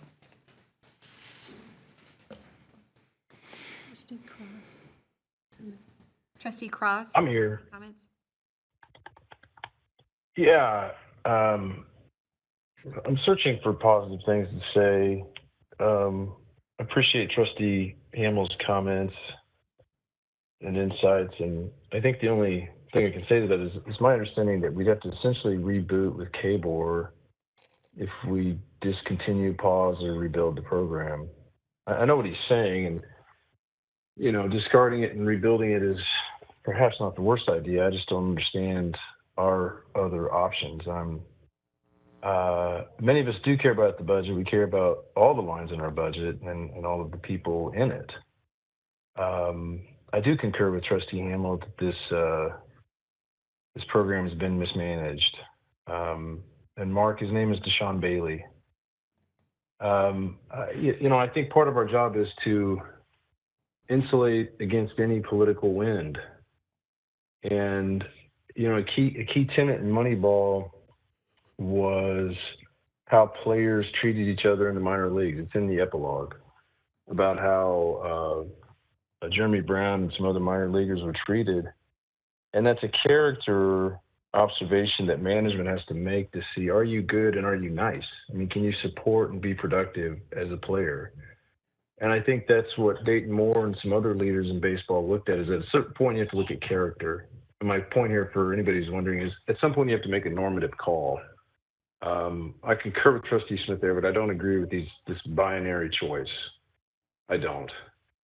And we have to look at the normative a theory about how to approach this, that we have all these cosmetologists, anesthetists, and nail professionals out there talking about our college. I mean, how many people sit in the chair and say, oh, I'm thinking about going back to school? Oh, really? Where are you looking? Johnson County Community College. You should definitely do that. I mean, I think we're giving away the chance to protect ourselves on a basic political level that really, none of those folks really vote. I mean, raw professional politics says we shouldn't pay attention to them because not too many people are registered and they don't vote, but they do. They do with their voice. They do with their opinion. I'm going to continue to ask about our other options. I mean, imagine General Washington didn't ask what his other options were at the Battle of Brooklyn Heights, and he didn't listen to Generals Putnam and Knox about retreating. If he just stood there and fight and lost, that would have been silly. So we have to look at other options. A simple reading of our legal briefing provides some insight into this program and the problems that have gone on there. I can't imagine or feel that this is leadership, that this is the third straight month we had to discuss and debate this. And I really don't appreciate that. As a businessman, frankly, doing the same thing 3 times, 3 straight months, just so somebody can be right, it's maddening. I do want to ask what involvement Rachel Lears had in this process. Did she have any involvement at all? Yes, as far as working with Dr. McLeod on the financial projections that were included in the presentation? You did? Yes. Were there other options considered? I worked with Dr. McLeod on the options that were presented. Okay. Well, I'm a no. Thanks for the time. Go ahead, Trustee Hamel. This is asking a question more than anything. Is there any way to hear, I don't know if Gerbershaw is the right person or if it's Mickey or Andy or who, but realistically, if we let this sunset, what is a realistic idea of when we could get an idea of what we can get other options on it at this point to bring it back? Like, when would that be the most feasible we could see it? Well, I would say that'd be a question really, that'd be me, Gerbershaw, and Dr. Cox, because that would require both recasting kind of the approach to the program, and some of that work has already been done. As I've said previously, the previous full-time faculty had worked on some curriculum revisions to try and accommodate some of these things.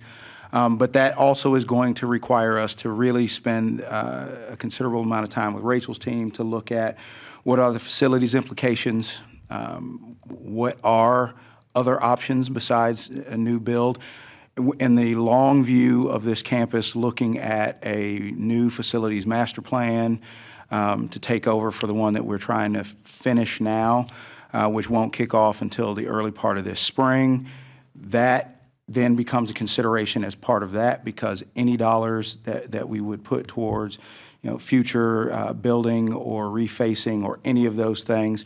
So you're really looking at effectively the same timeline that we gave you in the original presentation when I said that if you wanted to okay the finances for us to bring the program here, rework facilities, that it would take us probably at least 2 years to get there. So I had asked for not just the money to do that work, but the time to get that work done.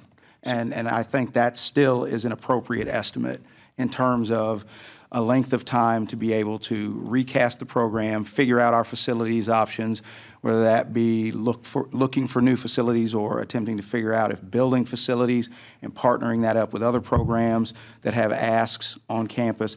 All of those things need to be part of that consideration, which is going to require a considerable amount of time. I mean, just to do the groundwork, my understanding is for when we hired the vendor to look at campus mapping and all of the ideas that were in place for the last facilities master plan, the Smith Group was here for 8 months, 9 months doing that work before we could even get the kernel of where we were headed with that last plan. So when I arrived here, that work had been done and it had been kind of condensed into a written plan, but then I was tasked with actually moving that plan forward and getting the buildings built, getting the faculty hired, doing that work. So it takes that time. So it's basically, you're looking almost the exact same thing. whether you vote Effectively. Yes or no, but we could be looking for a better plan than what we currently have. Effectively, that 2 years is the same. The difference is, in our current state, we are working with the possibility of students in that pipeline, faculty considerations, other things that aren't in place if we're trying to start from scratch, because you can't just say, okay, we're going to put you all kind of up on the shelf until we figure it out. Yeah. And then we'll bring you all back off the shelf. But that timeline is effectively the same. The work looks different because we're starting from a different starting point. While the end point hopefully would be the similar kinds of quality initiative that we're talking about, it is a change in the work that would need to be done. Go ahead, Tracy. For you. Go.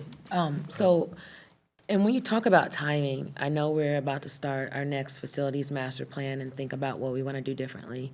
Also, we're about to go through another contract, which then we could fold in any additional faculty that we need. So I'm not saying a year or 2 years or whatever, but I think we are at that point where we're about to start contracts, we're about to start facilities plan, and you could roll that in. The other thing is, I think that one thing that we've heard that it's also going to bring quality to this is, it is my understanding there used to be an advisory board that had some industry people involved in that board, and when we talk about stakeholders, I think there is a little bit of issue that there's two sides of where stakeholders involved, where stakeholders not involved, and who are the stakeholders, and what conversations were had or not had.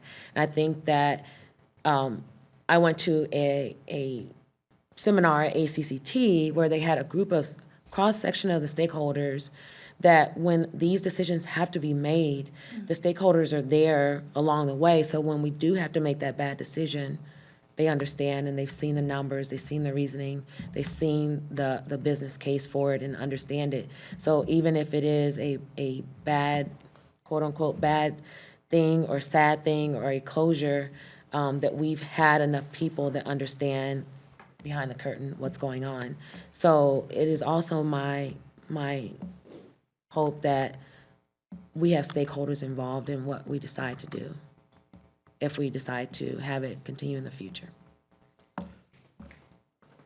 and as well as outside experts. Just take a moment to remind everyone, we do not have a recommendation at this point. There has been no motion made or seconded. I mean, we are simply in discussion. So in order to move forward with something, we would need a recommendation of some sort, just to remind everybody and bring you back to where.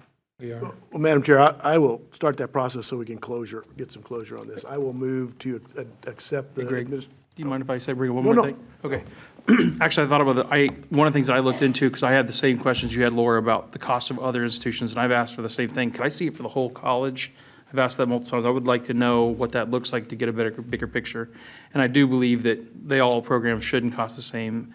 One of the ones I asked about, and I tried to gather as much information as I could, was on the nursing program. So if anybody knows anything different than I bring up, let me know.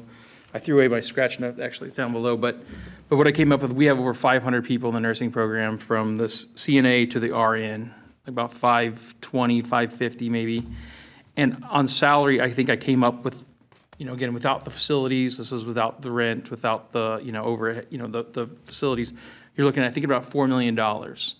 So we're doing about 550 students with $4 million compared to 16 students with $1 million. And that's kind of one of, because I think of nursing as being one of the more expensive ones, also one of the valuable ones as well, that we can't do without, and somebody might want to say one's more important than the other, but the reality is you need it all. You need, and again, my wife is also a member of a club that she goes, like a membership that she goes to every single month. And so anyway, if that's helpful at all for you in getting that perspective. Thank you. With all due respect, I appreciate you doing your own research. I would defer to our team. I got you. And I appreciate that, but I'm not going to make a decision based Based on. on that? Yeah. I get you. Well, I'll make a motion, and it's subject to amendment or otherwise, but my motion would be to accept the administration recommendation to sunset the program. And if I get a second, I will explain slightly more. Second. We have had a lot of smart people working on this for a long time. We have had stakeholders involved in this for a long time. We have explored options, as Dr. McLeod shared in his response to Trustee Rattan's questions. There are a myriad of options if you just want to throw out, let's find something different than sunset it. We could sunset it, we could sunset half of it, we could sunset 2/3 of it, we could bring it to campus, we could rent a different space. If the will of this board is to continue the program with those things, then that ought to be the motion. Because what the option is that Dr. McLeod and Dr. Bound have presented is, if we want this program to survive, to be sustainable, to be high quality, to turn out more students, we're going to spend a lot more money on it. And there can be no disagreement with that. The normative question that Trustee Cross said, if we want that, then a majority board wants this, we do it. We build it into the budget. We take faculty positions from other places and put them in this program. We don't expand our plumbing program. We don't expand our marketing program that have waiting lists or whatever. That's our choice. It's a policy choice. And to decide not to do something because I don't have enough options, we have 3 options. If we vote not to accept the recommendation, we're plugging along the way we are now until the next board decides we're going to put a lot more money into this, or we're going to keep plugging along, or we're going to sunset it in a year.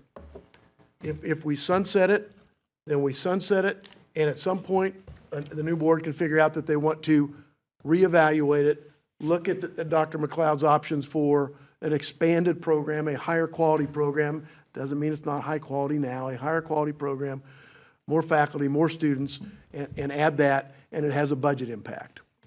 But we're presented really with 3 options tonight. Really with 2. If you want to sunset the program, vote for my motion.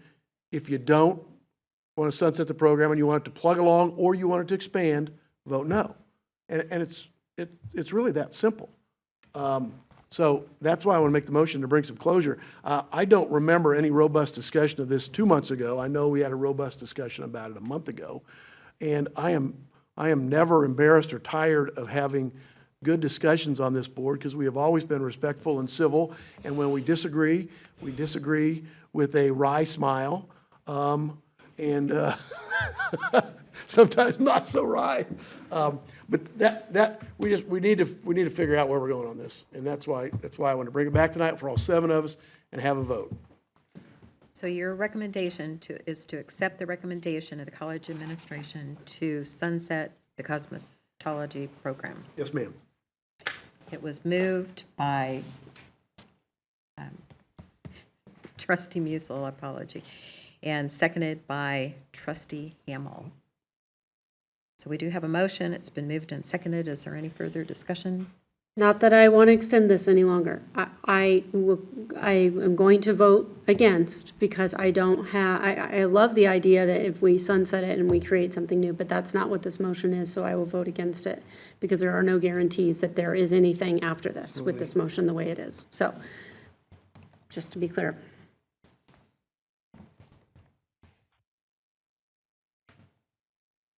Anyone have any? I'll say, if I may, Madam Chair. Yes. We're still waiting on verb replacement alternatives from like a year and a half ago. So I plan to renew this motion in January. So I appreciate the time everybody's put into it, and I'll be voting no. Okay. Anything further? Okay, the motion is to accept the recommendation of the college administration to sunset the college cosmetology program. All in favor, say aye. Aye. Aye. Opposed? No. No. No. No.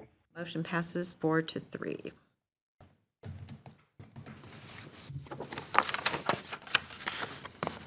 Okay. All right. Well, I appreciate everyone's, I think you said it the best a couple of months ago when you said how hard this is. So anyway, thank you very much for the discussion this evening. I appreciate that. Our next item on the agenda is the consent agenda, excuse me. Are there any items on the consent agenda that anybody would like to consider separately? Does anyone have anything they want to pull from that? Okay, if not, may I have a motion to approve the consent agenda? So moved. Second. Musil and Trustee Smith Everett. Is there any discussion? If not, all in favor say aye. Aye. Any opposed? Oh, I meant to say aye. Forgive me. Opposed, nay? Motion passes. Okay, we'll move on to executive session. We do have 2 executive sessions this evening. The first one, I would like to entertain a motion to go into executive session for a consultation with legal counsel regarding contract negotiation, which would be deemed privileged in the attorney-client relationship. No action will be taken during this session. The executive session will last for 45 minutes and begin at 8:10? Yep. 8:10? Okay. And end at 8:55 p.m., at which time open session will resume at the same location. We would like to invite Dr. Andy Bound, Dr. Mickey McLeod, Rachel Lears, Kelsey Nazar, and Greg Goheen to join this executive session. I'm sorry. I made the motion. Second. Thank you. Thank you. All I right, thought I executive seconded. session will start at 8:10. Oh, we need to vote. I apologize. Whoa. Okay, all in favor, say aye. Aye. Opposed? Yes. Same sign. All right, executive session will start at 8:10. We'll see you in a few minutes. Thank you. We have just returned from an executive session where no action was taken. We will be going into a second executive session. I would like to entertain a motion to go into executive session to continue an employee evaluation under the personnel matters of non-elected personnel exception. No action will be taken during this session. The executive session will last for 30 minutes, beginning at 9:02 and ending at 9:32, at which time open session will resume at the same location. We would like to invite Dr. Andy Bound and Kelsey Nazar to join this executive session. I will need a motion.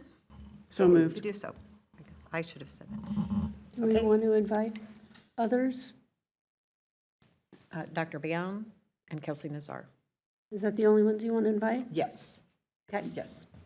We don't have to invite Lee, right? Because there's already. No. Correct. Okay, that's what I thought. Even though he's on. Even though he's on. Executive session will begin at 9:02 and end at 9:32. The motion was made by Greg Musil and seconded by, Second. thank you, Trustee Rail. Okay. All right. You need it to vote. Have a need to I will. vote. Yep, I'm just writing it down, I'm sorry. All in favor? Aye. Aye. Opposed, same sign? Motion carries. We'll see you at 9:02.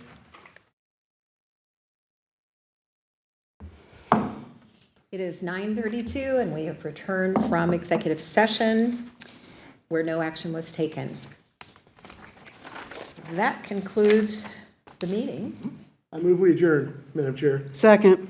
It has been moved and seconded, moved by Trustee Musil. Trustee Rail. Have seconded the motion. All in favor, say aye. Aye. Aye. Opposed? Same sign? The meeting is adjourned. Thank you very much. Thank you, Nancy.